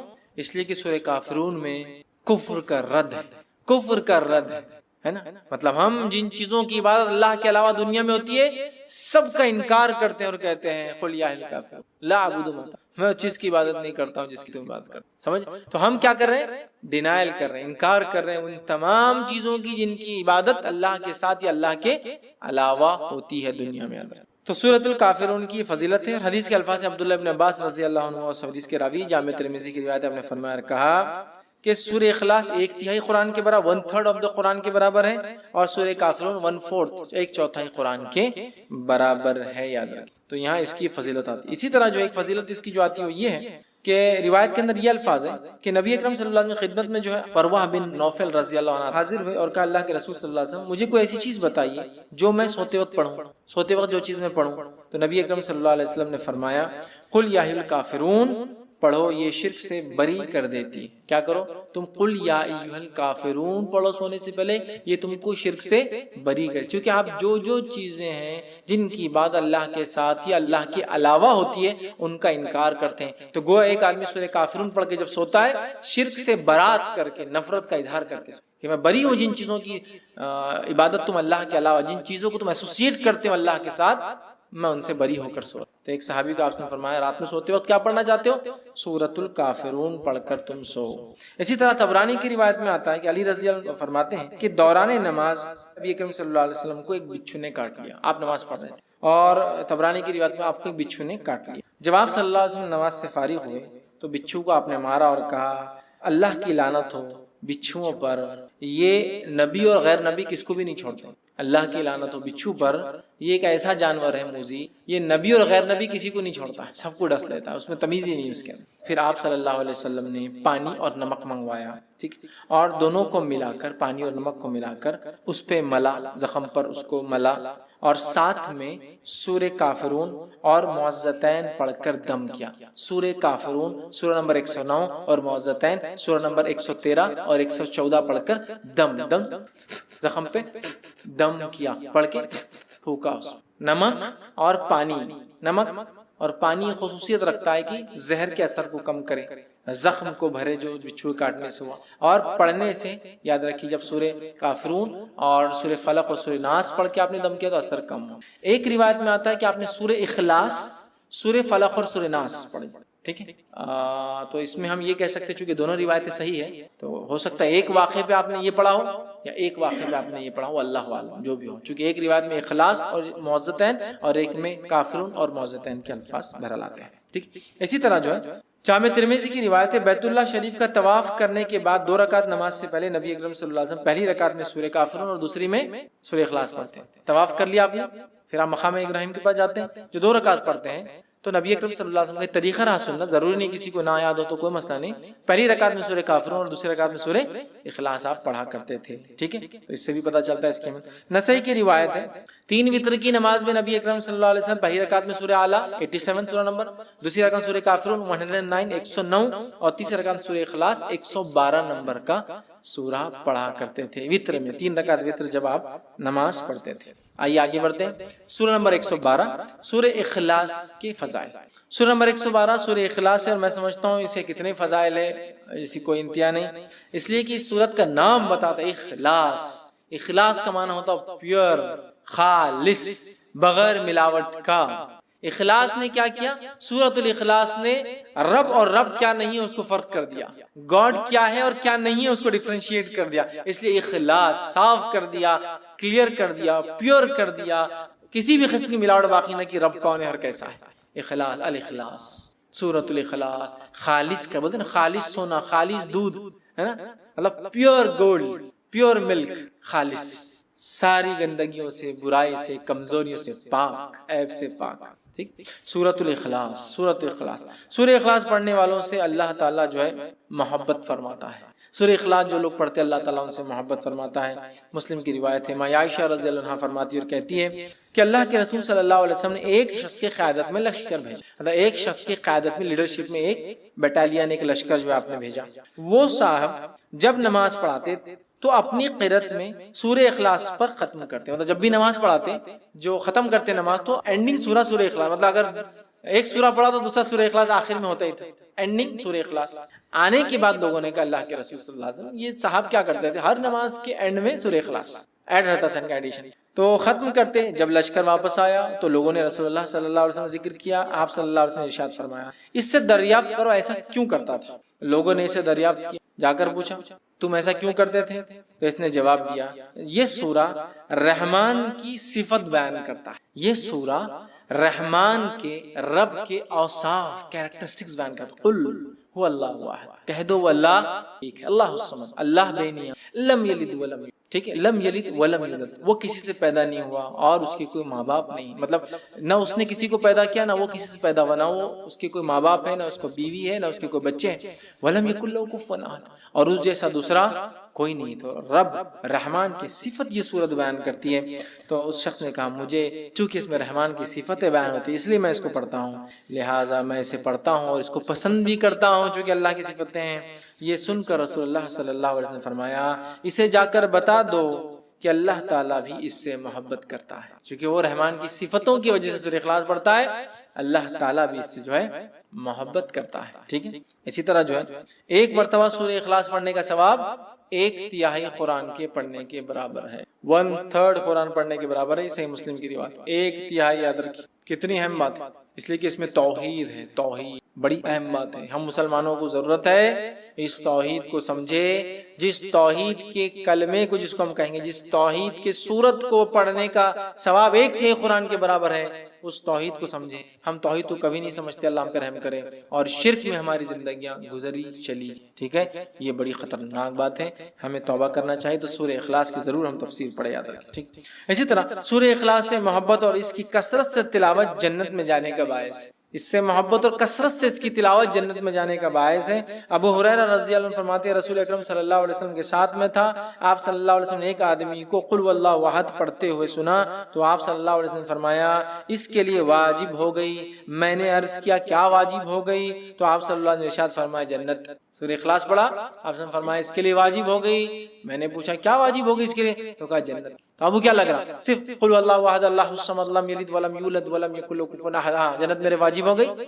یہ کلمے کے مطابق میری پوری زندگی گزرے مجھ پر جنت، یہ کلمے کے مطابق میری پوری زندگی گزرے اور میری موت اخلاص توحید پر ہی آئے، یہ میرے لیے واجب ہے، اب جنت مجھے۔ تو آپ سمجھ رہے ہیں کتنی اہم بات ہے، سورہ اخلاص معمولی نہیں یاد رکھیں۔ اسی طرح جو ہے 10 مرتبہ سورہ اخلاص پڑھنے والے کے لیے جنت میں ایک گھر تعمیر کر دیا جاتا ہے۔ اب آپ دیکھیے غور سے، یہ پہلی صورت ہے جس میں کوانٹٹی آئی، کتنی بار پڑھنا ہے، باقی کسی میں بھی کوانٹٹی نہیں تھی اب تک۔ تو آپ جس کو بولیں گے آپ تعداد مت طے کیجیے اب صورتوں کتنا پڑھنا ہے، بس پڑھتے جائیے، یہاں کوانٹٹی ہے۔ اگر اس نیت سے 10 بار پڑھی جائے کہ اس سے جو ہے جنت میں گھر چاہیے تو پھر اسی کوانٹٹی فکس ہے، پھر 10 بار ایک ساتھ پڑھنا۔ آئیے حدیث کے الفاظ، مسند احمد کی روایت ہے، معاذ بن انس رضی اللہ عنہ فرماتے اور کہتے ہیں رسول اللہ صلی اللہ علیہ وسلم فرمایا جس نے قل واللہ احد آخر تک 10 بار پڑھی اس کے لیے اللہ تعالیٰ جنت میں گھر تعمیر کرتے ہیں۔ جس نے سورہ اخلاص کو 10 بار پڑھا اللہ تعالیٰ اس کے لیے جنت میں ایک گھر تعمیر کرتے ہیں۔ سمجھ رہا بات کو؟ گھر تعمیر کرتے اللہ تعالیٰ کس شخص کے لیے؟ جو سورہ اخلاص کو 10 بار پڑھتا ہے، یاد رکھیے۔ تو آپ دیکھیے کتنی بڑی فضیلت ہے کہ 10 ٹائمز کا ریسیٹیشن جنت میں ایک گھر، مذاق نہیں ہے، مذاق نہیں، ٹھیک ہے۔ اسی طرح شیطان کے وسوسوں سے بچنے کے لیے سورہ اخلاص پڑھ کر بائیں جانب، ٹھیک، بائیں مطلب لیفٹ ہینڈ جو ہے 3 مرتبہ تھوکنا چاہیے۔ یہ وسوسے جو کنٹینیو آتے ہیں نا اس کا بھی علاج ہے اس کے اندر، ٹھیک۔ حدیث کا الفاظ سنیے، جو ہے ابو داؤد کی روایت ہے، جو ہے ابو سلمہ بن عبد الرحمن رضی اللہ عنہ کہتے ہیں کہ رسول اللہ صلی اللہ علیہ وسلم نے فرماتے ہوئے سنا ہے کہ ایک وقت آئیں گا لوگ ایک دوسرے سے بہت زیادہ سوال کریں گے، بہت زیادہ سوال کریں گے، حتیٰ کہ ایک کہنے والا کہیں گا اچھا مخلوق کو اللہ نے پیدا فرمایا۔ ایک آدمی آگے کیا سوال کریں گا؟ اچھا مخلوق کو اللہ نے پیدا کیا، تو پھر اللہ کو کس نے پیدا کیا؟ وہ شک ڈال لیں گے، مخلوق کو اللہ نے پیدا کیا تو اللہ کو کس نے پیدا کیا؟ جب لوگ ایسی باتیں کریں گے تو کہنا، جب لوگ ایسی باتیں کریں گے تمہارے سامنے تو تم کیا کہنا؟ اللہ احد اللہ الصمد لم یلد ولم یولد ولم یکن لہ کفوا۔ خطرناک وسوسہ ہے نا، اللہ کو کس نے پیدا کیا، ٹھیک ہے۔ یہ پڑھ لینا، اللہ ایک ہے، اللہ بے نیاز ہے، اس نے کسی کو نہیں پیدا کیا، اس سے کوئی پیدا نہیں ہوا، اور اس کا ہمسر اس کے برابر کوئی نہیں ہے. پھر 3 مرتبہ بائیں طرف لیفٹ ہینڈ کی طرف تھوک کر شیطان سے اللہ تعالیٰ کی پناہ طلب کرنا. ادھر تھوکنا ہے لیفٹ ہینڈ اعوذ باللہ من الشیطان الرجیم. یہ پڑھ کر 3 بار تھوک کر شیطان سے اللہ تعالیٰ میں پناہ لینا. اعوذ باللہ من الشیطان الرجیم پڑھنا. نماز میں وسوسے آئے تو اس کا طریقہ الگ ہے. نماز میں وسوسے آئے اعوذ باللہ من الشیطان الرجیم ادھر تھوکنا ہے لیفٹ ہینڈ. اور اللہ تعالیٰ کی ذات میں وسوسہ ڈال رہا ہے غیر نماز میں اللہ احد اللہ الصمد لم یلد ولم یولد ولم یکن لہ کفوا احد ادھر تھوکنا ہے لیفٹ ہینڈ تو یہ نکل جاتا ہے. اب ایک چیز چونکہ میں نے بول دیا ہوں تو اب اس کو کچھ نہ کچھ لاجیکل آپ کو کچھ آنسر دیتا ہوں بات سمجھنے کی. اللہ کو کس نے پیدا کیا؟ لوگ سوال کرتے ہیں. بہت سارے ایتھیسٹ وغیرہ ایسے لوگ ہم سے بھی کر سکتے دعوتی فیلڈ میں ٹھیک, یا وہ لوگ جو اللہ کو نہیں مانتے ہیں, گاڈ کو نہیں مانتے ہیں, کریٹر کو نہیں مانتے ہیں. میں ایک ایگزامپل دے کے بات سمجھاتا ہوں. اگر کوئی بول رہا ہے کہ بی کو کس نے پیدا کیا تو ہم کہہ رہے سی. تو سی کو کس نے پیدا کیا تو ہم کہہ رہے ڈی. تو ڈی کو کس نے پیدا کیا ہم کہہ رہے ای. کوئی نہ کوئی تو فرسٹ ہوگا جس کو کسی نے نہیں پیدا کیا ہوگا. وٹ نیچرل ہے. آپ کتنا بھی لمبا جائیے, جانے کے بعد ایک سرٹن پوائنٹ پہ آ کے آپ کو بات تو ماننا پڑے گی کوئی ایک تھا جو بغیر بنائے بنا ہے. دیکھیں اللہ کو کس نے پیدا کیا, اس کو کسی نے پیدا کیا, تو اس کو کس نے پیدا کیا, پھر اس کو تو بات تو وہی چاہ کے پھر جو فرسٹ ہے پھر وہی ہوگا اس کو کس نے پیدا کیا. کوشچن تو اینڈ لیس ہے. تو ہم کہہ رہے ہیں جو نہیں پیدا ہوا اللہ ہے اور جس سے سب کچھ پیدا ہوا وہ اس کی مخلوق ہے. ختم. کوئی بتا بی کو کس نے پیدا کیا تھا, آپ بولا نہیں سی تو ہوں گا نا کوئی, تو میں بولا سی کو کس نے پیدا کیا تھا, آپ ڈی ہوں گا. اچھا ڈی کو کس نے کیا تھا, ای ہوں گا. تو اینڈ لیس چلتی جا رہی بات. تو کوئی نہ کوئی ایک ہے ذات جس سے ابتدا ہونا چاہیے پورے کائنات. لیکن اس بات پہ زیادہ غور و فکر نہیں کرنا چاہیے. میں نے صرف لاجیکل آپ کو ریزننگ کے لیے بات کی, فکر کرنا نہیں چاہیے. اور ایسے کبھی خیالات آئے تو اللہ میں پناہ مانگنا چاہیے شیطان مردود سے. اعوذ باللہ من الشیطان. اور طریقہ بھی اب ہم کو پتہ چل گیا. یا ایمان کی کمزوری کی جو دعا ہے وہ بھی آپ پڑھ سکتے کسی بھی چیز میں. رضیت باللہ ربا وبالاسلام دینا وبمحمد نبیا. یہ خاص طور سے ایسے سوال کوئی لائے تو آپ سے فرمایا اللہ احد اللہ الصمد لم یلد ولم یولد ولم یکن لہ کفوا احد. اعوذ باللہ. یہ اس کا طریقہ ہے. ختم. لاجیکلی آپ کو ایکسپلین کر دیا میں نے. ٹھیک. نبی اکرم صلی اللہ علیہ وسلم جب طواف کر لیتے ہیں تو 2 رکعت جو نماز پڑھتے اس کے بعد تو اس میں پہلی رکعت میں کافرون اور دوسری رکعت میں سورہ اخلاص کی آپ صلی اللہ علیہ وسلم جو ہے تلاوت کیا کرتے تھے. اسی طرح آپ جب 3 وتر پڑھتے 3 وتر کے اندر پہلی رکعت میں سورہ اعلیٰ, دوسری رکعت میں سورہ کافرون, تیسری رکعت میں سورہ اخلاص پڑھتے تھے. اسی طرح نماز فجر کی پہلی رکعت میں آپ قل اللہ احد اور دوسری رکعت میں قل یا ایھا الکافرون بھی پڑھا کرتے تھے. شارٹ نماز پڑھتے تھے یہ لمبی پڑھے تو سورہ اعلیٰ ہے نا, اور دوسری چیز سورہ جمعہ ہے, سورہ منافقون ہے, وہ بہرحال تو آپ پڑھا کرتے تھے. آئیے آگے بڑھتے ہیں. سورہ فلق کی فضیلت یاد رکھیں. سورہ فلق آپ دیکھیے ابتدائی سورہ اور آخری سورتوں کی بڑی فضیلت ہے. ابتدائی دیکھیے سورہ فاتحہ, سورہ بقرہ, سورہ آل عمران, اور آخری میں بھی سورہ کافرون, سورہ فلق, سورہ ناس ہے نا, سورہ اخلاص. بہت ان کی فضیلت ہے. لیکن بڑی افسوس کیا تو امت کے ساتھ کیا معلوم, جن کے فضائل ثابت ہے ان کی کچھ بھی عمل نہیں, اور جن کی ثابت نہیں اس کے ثابت کر کے عمل کرنے پہ تلے ہوئے ہیں. کتابیں لکھ دی گئی یہ پڑھے تو یہ ہوتا کہاں ہے, نہیں انہوں نے بولے ان کے بولنے سے آپ عمل نہیں کر سکتے کوئی چیز. سمجھ رہے, فضائل تو ثابت ہونا ضروری ہے. ایسے فضائل ہم دل سے گڑ دیں گے تو پھر تو پورے دین اور شریعت کو بدل دیں گے تھوڑے دن بعد. سمجھ رہے, تو یہ ایسا نہیں ہوتا میرے بھائی, اس کو ثابت ہونا ضروری ہے. ٹھیک. سورہ فلق آئیے کیا فضیلت ہے اس کی. سورہ فلق سورہ نمبر 113. ٹھیک ہے, اس کی کیا فضیلت ہے. سورہ فلق جو ہے بہت زیادہ جو ہے اللہ تعالیٰ کو پسندیدہ سورت ہے. ٹھیک ہے, اس کے تعلق سے نسائی کی روایت ہے. عقبہ بن عامر رضی اللہ عنہ فرماتے اور کہتے ہیں نبی اکرم صلی اللہ علیہ وسلم کی خدمت میں حاضر ہوا تو آپ صلی اللہ علیہ وسلم اونٹنی پر سوار تھے. میں آپ صلی اللہ علیہ وسلم کے قدم مبارک کو میں نے ہاتھ رکھا. ایسا کوئی آدمی اوپر ہوتا آپ ہاتھ رکھ کے بات کرتے ہیں نا, ہاتھ رکھتے ہیں, یہ ہاتھ رکھتے ہیں مانڈی پر, جو کوئی آدمی اوپر بیٹھا ہے آپ جا کے ہاتھ رکھتے ہیں نا, تو وہ بھی نبی اکرم صلی اللہ علیہ وسلم کے پیر پہ انہوں نے ہاتھ رکھا. وہ آپ اوپر تھے نا, ہائٹ پر تھے, تو ہاتھ رکھا اور عرض کیا مجھے سورہ ہود اور سورہ یوسف جو ہے پڑھائے. یہ 2 صورتیں مجھے اللہ کے رسول آپ پڑھائیے. تو آپ صلی اللہ علیہ وسلم نے ارشاد فرمایا اور کہا اللہ کے نزدیک سورہ فلق سے بہتر سورہ تم کوئی نہیں پڑھ سکتے. مطلب تم سورت پڑھنا چاہ رہے ہو کوئی, تو اللہ کے نزدیک سورہ فلق سے بہتر تم کوئی سورت نہیں پڑھ سکتے. قل اعوذ برب الفلق, پناہ مانگ رہے ہیں اللہ میں. ٹھیک ہے, تو تم اس سورت سے بڑھ کر کوئی سورت جو ہے نہیں پڑھ سکتے. مطلب تم مجھ سے چاہ رہے ہو کہ میں تمہیں یہ 2 صورتیں پڑھاؤں, اس سے بہتر ہے تم یہ سورت پڑھو. تو اللہ کے نزدیک یہ سورت بڑی فضیلت کی حامل ہے. ٹھیک ہے. اسی طرح معوذتین, مطلب چونکہ سورہ فلق اور سورہ ناس کی فضیلت دونوں ساتھ ساتھ ہی آتی کبھی بھی, اس لیے اب خالی سورہ فلق کی ایک فضیلت الگ سے رکھ دیا میں نے. اب دونوں کی مل کر دیکھتے کیا آتی ہے. 2 صورتیں لاسٹ کی جو جس کو کہیں گے جوڑی ہے صورتوں کی, یہ بہت اہم ہے, بہت اہم.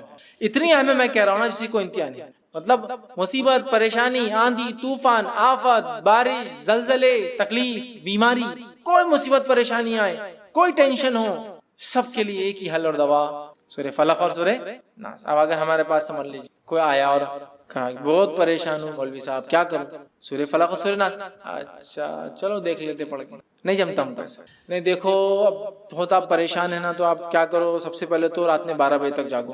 یہ نسخہ بہت امپورٹنٹ دکھ رہا. رات میں 12 بجے تک جاگو, پھر رات میں 12 بجے اٹھ کے سورتوں کی 12 نمبر کی آیتیں پڑھنا شروع کر دو. بہت اہم فضیلت. لیکن جن میں 12 آیتیں نہیں, جنہیں 12 نہیں چھوڑ دو, جس میں 12 وہ پڑھتے جاؤ. پھر اس کے بعد ان کو 11 بار پڑھو, 12 نمبر کی آیت.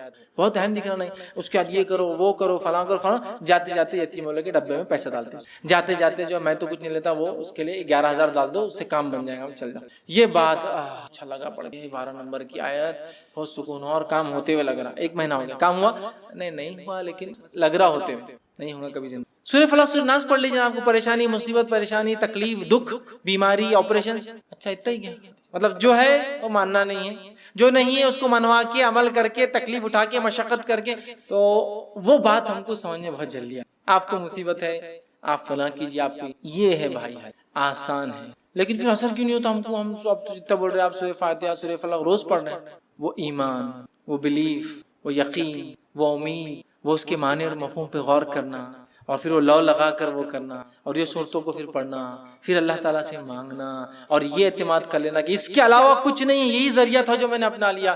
اثرات آپ کو نظر آئیں. سب کر لیے, یہ بھی کر کے دیکھ لیتے ہیں, معاملہ فنش. اس لیے کہ اب قرآن اور اس کی باتیں یا اللہ کے رسول کی زبان نکلی باتیں یہ ایک دیکھ لیتے نہیں, یہی ہے.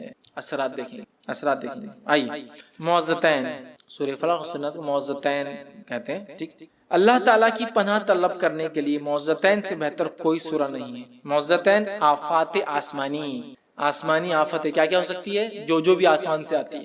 آفت آسمانی مثلا طوفان, زلزلہ, سیلاب, قحط سالی, آندھی, سالہ باری, برف, اولے پڑتے ہیں وغیرہ بھی اللہ کی پناہ مہیا کراتی ہے. حدیث کا الفاظ سنیے. عقبہ بن عامر رضی اللہ عنہ فرماتے اور کہتے ہیں, یہ ابو داؤد کی روایت, آپ نے فرمایا کہ میں جو ہے جحفہ ایک جگہ کا نام ہے اور ابوا دوسری جگہ کا نام ہے, جحفہ اور ابوا کے درمیان ہم رسول اللہ صلی اللہ علیہ وسلم کے ساتھ جا رہے تھے. اچانک ہمیں آندھی اور شدید تاریکی نے آ لے گا. آندھی, آپ نے کبھی سینڈ اسٹارم دیکھا ہے؟ ایسا اندھیرا ہوتا ہے کہ رات کا اندھیرا بھی پھیکا پڑتا ہے اس کے ساتھ. تو وہ آندھی آئی اور اندھیرا تاریکی, تو فرماتے آندھی اور شدید تاریکی نے آ لیا. رسول اکرم صلی اللہ علیہ وسلم نے معوذتین کے ساتھ اللہ کی پناہ مانگنا شروع کر دیا. آندھی ہے, معوذتین, قل اعوذ برب الفلق, قل اعوذ برب الناس, آپ نے پڑھنا شروع کر دیا اور فرمایا اے عقبہ ان 2 صورتوں کے ذریعے اللہ کی پناہ مانگو. کسی پناہ مانگنے والے کے لیے ان سے بہتر کوئی صورت نہیں ہے, کسی پناہ مانگنے والوں کے لیے اس سے بہتر کچھ نہیں ہے. آندھی طوفان مصیبت بیماری پریشانی کچھ بھی, دکھ درد ٹینشن ڈپریشن, قل اعوذ برب ملک الہ, مطلب سورہ فلق اور سورہ ناس کی آپ تلاوت کیجیے. قل اعوذ برب الفلق من شر ما خلق, ان دونوں صورتوں میں تمام چیزوں سے آپ سبحان اللہ, تمام چیز. ٹھیک, اسی طرح جو ایک روایت میں آتا ہے رسول اکرم صلی اللہ علیہ وسلم سونے سے پہلے اور جاگنے کے بعد معوذتین کو پڑھا کر, سونے سے پہلے جاگنے کے بعد, سمجھے, لیکن یہ ہم کو جان پہ آتا ہے. سونے سے یاد نہیں رہتا, سونے کے بعد یاد نہیں. ہاں دوا کھاؤ والا ڈاکٹر تو سونے سے پہلے جاگنے کے بعد اٹھتے ہی سوتے تھے لے کے گولی لے کے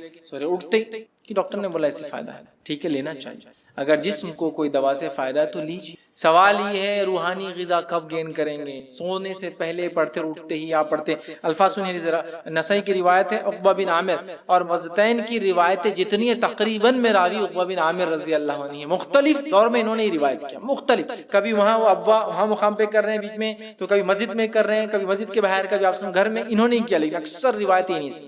عقبہ بن عامر رضی اللہ عنہ کہتے ہیں اور فرماتے رسول اللہ صلی اللہ علیہ وسلم فرمایا, کیا میں تجھے 2 ایسی صورتیں نہ سکھاؤں جو سب صورتوں سے بہتر ہیں جنہیں لوگ پڑھتے ہیں. پھر آپ صلی اللہ علیہ وسلم نے مجھے قل اعوذ برب الفلق قل اعوذ برب الناس پڑھائی. اتنے میں نماز کھڑی ہو گئی. آپ صلی اللہ علیہ وسلم آگے بڑھے, نماز پڑھائی جن میں آپ صلی اللہ علیہ وسلم یہی 2 صورتیں قل اعوذ برب الفلق قل اعوذ برب الناس پڑھی. پھر آپ صلی اللہ علیہ وسلم میرے پاس سے گزرے تو فرمایا اے عقبہ ان صورتوں کی اہمیت سمجھ پائے ہو یا نہیں. پھر آپ صلی اللہ علیہ وسلم نے فرمایا جب بھی سونے لگو تو یہ دونوں صورتیں پڑھو, اور جب جاگو تب بھی یہ دونوں صورتیں پڑھ لیا کرو. اہمیت سمجھائی, کہا کہ اس سے بہتر سورت جو لوگ پڑھتے ہیں اس سے بہتر کچھ بھی نہیں ہے. نماز بھی پڑھائی تو یہی 2 صورتیں پڑھائی. پھر کہا عقبہ سمجھے ہو کہ نہیں اس کی اہمیت کیا ہے ان 2 صورتوں کی؟ جب بھی سویا کرو تو یہی پڑھ کے سویا کرو اور جب بھی جاگا کرو تو یہی پڑھ کے جاگا. کتنی فضیلت سبحان اللہ. آئیے تیسری، رسول اللہ صلی اللہ علیہ وسلم نے ہر نماز کے بعد معوذتین پڑھنے کا حکم دیا ہے نا. نسائی کی روایت، نبی اکرم صلی اللہ علیہ وسلم جب نماز پڑھتے کئی چیزیں پڑھتے، ان میں سورہ فلق اور سورہ ناس بھی شامل ہیں. اس کی جو فضائل پتہ چلتے اس میں سے ایک فضیلت یہ ہے، انسانوں کی نظر بد، جنوں کی نظر مطلب جنوں کی نظر بد، شیاطین کا اثر مثلا جادو یا جنوں کا سایہ آصف جس کو کہتے ہیں، وسوسے، حسد، شیطانی خیالات وغیرہ سب سے بچنے کا حل معوذتین. شیطانی خیالات، وسوسے، برے خیالات، جادو، جن، اثرات، یہ وہ، نظر بد، کچھ بھی ہے، سب کا علاج یہ. ابو سعید رضی اللہ عنہ کہتے ہیں رسول اللہ صلی اللہ علیہ وسلم جنات اور انسان کی نظر بد سے بچنے کے لیے اللہ تعالیٰ کی پناہ طلب کرنے کے لیے مختلف دعائیں پڑھا کرتے تھے. لیکن جب معوذتین سورہ فلق اور سورہ ناس نازل ہوئی، آپ صلی اللہ علیہ وسلم باقی دعائیں چھوڑ دی اور آپ صرف یہ 2 پڑھتے تھے. ایک روایت میں تھا آپ صلی اللہ علیہ وسلم اپنے نواسوں پہ نظر بد سے بچنے کے لیے دعائیں پڑھتے تھے مختلف. سورہ فلق اور سورہ ناس نازل ہونے کے بعد آپ نے وہ دعائیں چھوڑ کر یہ پڑھنا شروع کر دی. دم کرنے، بچوں کو چھوٹے نظر بد لگتی نا، دم کرتے ہیں ہم، پتہ نہیں کیا جھاڑو اور کیا انڈے اور کیا نمک، کیا مرچی، بھیلاوے، لیمو اس سے اتار دیں. آپ صلی اللہ علیہ وسلم فلق اور ناس پڑھا، تھوک تھوکی لگا دی، دم کیا، اس میں تھوک اڑتا ہے ختم. اب بہت سارے لوگ ارے تھوک ایسا بولتے ہیں نا. آپ کو پتا ہے بہت ساری دوائیں کیسی بنتی ہے، کن چیزوں سے بنتی ہے. جو دکھتا نہیں وہ ہم سب کھانے کو تیار ہے، جو دکھتا ہے اس کے بارے میں ہم کو بہت برا لگتا ہے. اور کیا لعاب، تھوک گندی چیز ہے. لعاب ناپاک نہیں ہوتا تو پھر نماز میں نکل جائے تو ہماری نماز وضو ٹوٹ جانا چاہیے تھا. ناپاک چیز تھوڑی ہے نا. ہوتا ہے نا بہت سارے لوگ تھوک اڑ گیا تو ایسا لڑتے کہ ایسا اس کی عزت چلے گی زندگی بھر کے لیے. کوئی ایسے اڑا دیا اس نے سلفیورک ہے نا کہ اس کا آنکھ جل گیا، جسم ہو، اتنا غصہ کر اڑ گیا یار، سوری چلو معاف کر دو یار ایک دوسرے کو، سامنے والا ہی معافی مانگ لے، پوچھ بھی دے گا ضرورت پڑے تو نہیں بھائی صاحب غلطی ہوئی. بٹ وہ ناپاک نہیں جس سے آپ کا جسم ناپاک ہو گیا، یا آپ کا غسل لینے کی ضرورت ہے، یا آپ کو جا کے وضو، یہ اتنا کوئی سیریس کیس نہیں ہو جاتا ہے. سمجھ رہے بات کو؟ ہوتا ہے نا کوئی آدمی نے پانی پی لیا تو میں اس کا منہ کا نہیں پیتا، جو منہ سے کیا تھوکی ہے نا، ناپاک چیز نہیں، سمجھنے کی ضرورت ہے. بہرحال تو تھوک کی دم کرتے یاد رکھیے ٹھیک. تو نظر سے بچنے کے لیے پہلے بہت ساری پڑھتے، لیکن جب یہ 2 صورتیں نازل ہوگی تو آپ نے وہ دعائیں چھوڑ. اسی طرح رسول اللہ صلی اللہ علیہ وسلم جادو کیا گیا تو جبرائیل علیہ السلام نے آپ کو معوذتین پڑھنے کی ہدایت دی، جسے پڑھنے کے بعد رسول اکرم صلی اللہ علیہ وسلم مکمل اثر اور شفا ہوئی. اسی طرح معوذتین جادو کے اثر زائل کرنے کے لیے سب سے بہترین اور سب سے مؤثر دعا ہے جو ہم لوگ کر سکتے ہیں. اسی طرح مرض الموت میں معوذتین پڑھ کر دم کرنے سے جانکنی کی تکلیف بھی کم ہوتی ہے. اسی طرح بخار کی تیزی ہونے پر بھی یہ پڑھ کر دم کیا جا سکتا ہے. اسی طرح بچھو کے کاٹنے پہ یا زہریلی چیز کے کاٹنے پر بھی اس کو پڑھ کر دم کیا جا سکتا ہے. آندھی طوفان بارش کے لیے بھی اس کو پڑھا، ذہنی ٹینشن پریشانی کے لیے بھی پڑھا جا سکتا ہے. حضرت عائشہ رضی اللہ عنہا فرماتی اور کہتی ہیں، اور یہ روایت بخاری کی ہے، وہ کہتی ہے نبی اکرم صلی اللہ علیہ وسلم جب بیمار ہوتے تو معوذتین پڑھ کر اوپر پھونکتے اپنے. ٹھیک، مرض الموت میں آپ صلی اللہ علیہ وسلم کی بیماری شدت اختیار کر گئی، مطلب وہ مرض جس میں آپ کا انتقال ہو گیا شدت اختیار کی، تو میں معوذتین مطلب آپ نہیں پڑھ پائے تو مجھ سے کہا تو میں معوذتین پڑھ کر آپ صلی اللہ علیہ وسلم پر پھونکتی اور برکت کی خاطر آپ کا دست مبارک آپ کے جسم اطہر پر پھیرتی. آپ ہی کا ہاتھ لے کر آپ کے جسم پہ میں پھیر خود کہا. نبی اکرم صلی اللہ علیہ وسلم آپ رات میں سورہ فلق اور سورہ ناس پڑھ کر دم کرتے، تھوکتے، دم کرتے، اور پہلے بال مبارک مطلب سر مبارک، پھر چہرے مبارک اور جسم کے سامنے کے پورے حصے پر جہاں تک ہاتھ جاتا ہے پھیرتے سونے سے پہلے. پڑھ لیا سورہ فلق، سر، چہرہ اور جسم کا جہاں تک ہاتھ جاتا وہاں ملا کر. ٹھیک ہے، آپ کا خود کا ملا. اسی طرح جو ہے معوذتین فضیلت اور اجر و ثواب کے اعتبار سے اپنی مثال آپ ہے، ان کا کوئی مثال ایگزامپل ان کے برابر نہیں ہے. یہ روایت جو ہے مسلم کی ہے. عقبہ بن عامر رضی اللہ عنہ اس کے راوی فرماتے ہیں، کہتے ہیں رسول اللہ صلی اللہ علیہ وسلم نے فرمایا تم نے غور کیا آج کی رات مجھ پر ایسی آیت نازل ہوئی ہے کہ اس سے پہلے کبھی ایسی آیت نہیں دیکھی گئی ہے، اور وہ قل اعوذ برب الفلق اور قل اعوذ بالناس. یونیک ہے، اس کی مثال کوئی دوسری سبسٹیوٹ نہیں ہے. ان 2 صورت اپنا لیجئے، ان کو عادت بنا ٹھیک، اور اس کو ایمان کے ساتھ پختہ یقین کے ساتھ پڑھی کہ اس میں اثر ہے. وہ چلتا ہے بولے تو کچھ اثر نہیں، یہی ہے. اور اس کے ساتھ دنیاوی سارے ذرائع استعمال کیجیے، اسلام نہیں روکتا. آپ صلی اللہ علیہ وسلم بچھو نے کاٹا، آپ نے پانی اور نمک منگایا، پانی میں نمک ملا کے زخم پر ملنا شروع کیا، سورہ فلق، سورہ ناس، سورہ کافرون یا سورہ اخلاص پڑھ کے دم کیا. دنیاوی ریمیڈی بھی چالو ہے اور اللہ تعالیٰ کی طرف سے دی گئی جو جس میں جسمانی بھی شفا ہے اور روحانی بھی ہے وہ بھی چاہیے. اسلام نہیں روکتا اس سے. ٹھیک, بیماری ہے انجیکشن لیجئے, گولی لیجئے, دوا لیجئے اور ساتھ میں سورہ فلق سورہ ناس بھی چاہیے, اور ایمان کے ساتھ پختہ کہ یہ چیز اثر دکھا, اور یہ چیز اثر دیں گی باقی تمام چیزیں. اللہ کی کلام کی خصوصیت کی ہے. اب آئیے آخر بس ختم کرتے ہیں بات کو. سورہ اخلاص, سورہ فلق اور سورہ ناس, یہ تینوں کی جوڑی کی بڑی فضیلت ہے, وہ بھی رکھ دیتا ہوں. پہلے سورہ اخلاص الگ دیکھ لیا, سورہ فلق الگ دیکھ لیا, پھر سورہ فلق اور سورہ ناس چونکہ ایک ساتھ آتے ہیں وہ دیکھ لی. اب یہ تینوں کو دیکھ لیتے ہیں, ان تینوں کی کیا فائدہ ہے, اور بات کو ختم کرتے ہیں. ٹھیک, ایک ساتھ پڑھنے کی فضائل کیا ہے. آپ صلی اللہ علیہ وسلم فرمایا توریت, زبور اور انجیل حتیٰ کہ قرآن مجید میں بھی کوئی سورت سورہ اخلاص, سورہ فلق اور سورہ ناس جیسی فضائل نہیں رکھتی. توریت, انجیل, زبور میں تو تھی نہیں یہ تینوں بھی, اور اس جیسی فضیلت والی کوئی سورت قرآن میں بھی نہیں ہے. ان کا کوئی برابر ہم پلہ نہیں. اس طرح آپ نے فرمایا صحابہ کو روزانہ رات سوتے وقت سورہ اخلاص, سورہ فلق اور سورہ ناس پڑھنے کی تاکید کی. آئیے حدیث کے الفاظ اس طرح سے, یہ مسند احمد کی روایت ہے. عقبہ بن عامر رضی اللہ عنہ فرماتے اور کہتے ہیں نبی اکرم صلی اللہ علیہ وسلم سے ملا تو آپ صلی اللہ علیہ وسلم فرمایا اے عقبہ, جو قطع رحمی کرے اس سے تو صلہ رحمی کر, جو تجھے محروم رکھے تو اسے عطا کر, جو تجھ پر ظلم کرے تو اسے معاف کر دے. عقبہ بن عامر رضی اللہ عنہ کہتے ہیں میں دوبارہ آپ صلی اللہ علیہ وسلم کی خدمت میں حاضر ہوا تو آپ صلی اللہ علیہ وسلم فرمائے عقبہ اپنی زبان کو روک, اپنے گناہوں پر آنسو بہا, اپنے گھر میں بیٹھا رہے. عقبہ بن عامر رضی اللہ عنہ کہتے ہیں میں پھر آپ صلی اللہ علیہ وسلم کی خدمت میں حاضر ہوا. آپ صلی اللہ علیہ وسلم فرمایا اے عقبہ, کیا میں تجھے ایسی صورت نہ سکھاؤں کہ اس جیسی صورت نہ توریت, نہ انجیل, نہ زبور میں جو ہے نازل ہوئی, اور نہ ہی قرآن میں ہوئی. سن, تجھ پر کوئی ایسی رات نہ گزرنے پائے جس میں تو 3 صورتیں نہ پڑھے. کوئی رات ایسی نہیں گزرنا جس میں یہ 3 صورتیں تو نے نہ پڑھی ہو. کون کون سی؟ قل هو اللہ احد, قل اعوذ برب الفلق, قل اعوذ برب الناس. اسی طرح آپ صلی اللہ علیہ وسلم فرماتے ہیں, ابو داؤد کی روایت ہے جو ہے حضرت خبیب رضی اللہ عنہ کے راوی, وہ کہتے ہیں کہ شدید بارش اور تاریکی کی رات میں ہم رسول اللہ صلی اللہ علیہ وسلم کو تلاش کرنے لگے تاکہ وہ ہمیں نماز پڑھائے. عشاء کی نماز شاید نہیں پڑھے تھے, نکلے ڈھونڈنے. ہم نے آپ صلی اللہ علیہ وسلم تلاش کر لیا, آپ صلی اللہ علیہ وسلم نے دریافت فرمایا, اور تلاش کر لیا ہم نے کسی جگہ مل گئے آپ صلی اللہ علیہ وسلم. دریافت فرمایا کیا تم نے نماز پڑھ لی؟ آپ صلی اللہ علیہ وسلم ہم سے پوچھا. جب میں نے جواب نہ دیا تب آپ صلی اللہ علیہ وسلم فرمایا کہو. میں نے پھر بھی کچھ جواب نہیں دیا. پھر آپ سے پوچھا, وہ کہتے میں نے کچھ بھی نہیں جواب دیا. تیسری بار جب کہا آپ صلی اللہ علیہ وسلم تو میں نے عرض کیا اے اللہ کے رسول صلی اللہ علیہ وسلم نہیں. تو آپ نے ارشاد فرمایا شام اور صبح کے وقت 3 مرتبہ, شام اور صبح کے وقت 3 مرتبہ 3 ٹائمز سورہ اخلاص اور معوذتین سورہ فلق و ناس پڑھو, یہ ہر مصیبت اور تکلیف سے بچنے. 3 ٹائمز ڈے اینڈ نائٹ, صبح اور شام, مطلب صبح اور شام یہ 3 صورتوں کو پڑھنا ہے, اور اس کو جو ہے دم کرنا. یاد رکھیے یہ تیرے لیے ہر تکلیف سے بچاؤ کے لیے کافی. اسی طرح رات سونے سے قبل سورہ اخلاص, سورہ فلق و ناس پڑھنا, اور دونوں ہتھیلیوں پہ تھوکنا اور سارے جسم پر پھیرنا مسنون ہے. بخاری کی روایت ہے, عائشہ رضی اللہ عنہا فرماتی ہے نبی اکرم صلی اللہ علیہ وسلم رات کے وقت جب سونے کے لیے بستر پر تشریف لاتے تو اپنی دونوں ہتھیلیوں کو اکٹھا کرتے, ان پر پھونک مارتے, قل اللہ احد, قل اعوذ برب الفلق, قل اعوذ برب الناس پڑھتے. پھر اپنے جسم مبارک پر جہاں ہو سکتا دونوں ہتھیلیاں پھیرتے, پہلے سر مبارک پر, پھر چہرے مبارک پر, پھر سامنے بدن پر پھیرتے. اور آپ صلی اللہ علیہ وسلم یہ عمل 3 مرتبہ کر, سونے سے پہلے 3 ٹائمز,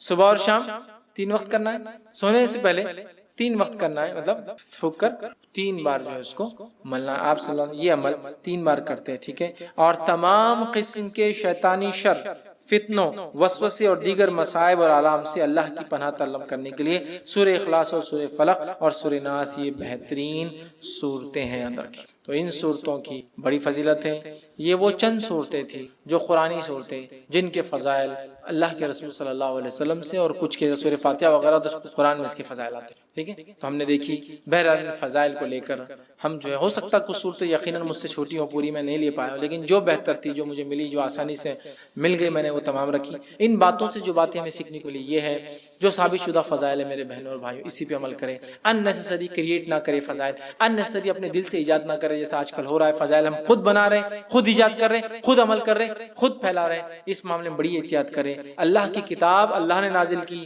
تو اس کا استعمال کا طریقہ بھی اپنے نبی کے ذریعے بتا دیا کیسے کیسے کرنا ہے. ویسے تو سارا قرآن وَنُنَزِّلُ مِنَ الْقُرْآنِ مَا هُوَ شِفَاءٌ وَرَحْمَةٌ, پورا قرآن علاج ہے, پورا قرآن شفا ہے. لیکن جب آپ مخصوص بات کرتے ہیں تو وہ ثابت ہونا ضروری ہے. مخصوص جب کر رہے ہیں تو ثابت ہونا ضروری ہے. تو لہٰذا قرآن کی جو صورتوں کی فضائل ہے پہلے ہم اس کو معلوم کریں, پھر عمل کریں. کہیں ایسا نہ ہو اپنی ساری زندگی من گھڑت فضائل کو ثابت کر کے عمل کرتے رہیں، اور آخرت میں جانے کے بعد ہمیں قرآن پڑھنے کا ثواب نہیں بلکہ اس کو اپنے ڈھنگ سے پڑھنے اور اپنے ڈھنگ سے فضائل ایجاد کرنے کے لیے گناہ مل جائے۔ چونکہ اگر ہم یہ کہتے ہیں قرآن کی سورت کی یہ فضیلت ہے جو قرآن اور حدیث میں ثابت نہیں ہے، تو وہ ہم یہ بول رہے ہیں کہ نعوذ باللہ نبی اکرم صلی اللہ علیہ وسلم کی بات نہیں پتہ چلی تھی، ہم کو پتہ چل گئی۔ اگر ہم یہ کہہ رہے ہیں کہ قرآن اور حدیث کی یہ فضیلت ہے تو نعوذ باللہ نبی اکرم صلی اللہ علیہ وسلم صحابہ کو نہیں بتایا وہ بات اور ہم تک وہ پہنچ گئی، مطلب آپ نے چھپا لیا، جو بات صحابہ کو نہیں پتا سکی وہ ہم کو پتا چلی، تو یہ ہو جاتا ہے۔ ایسا کچھ لوگ حرف مقطعات کی اپنی فضیلت ایجاد کرتے ہیں۔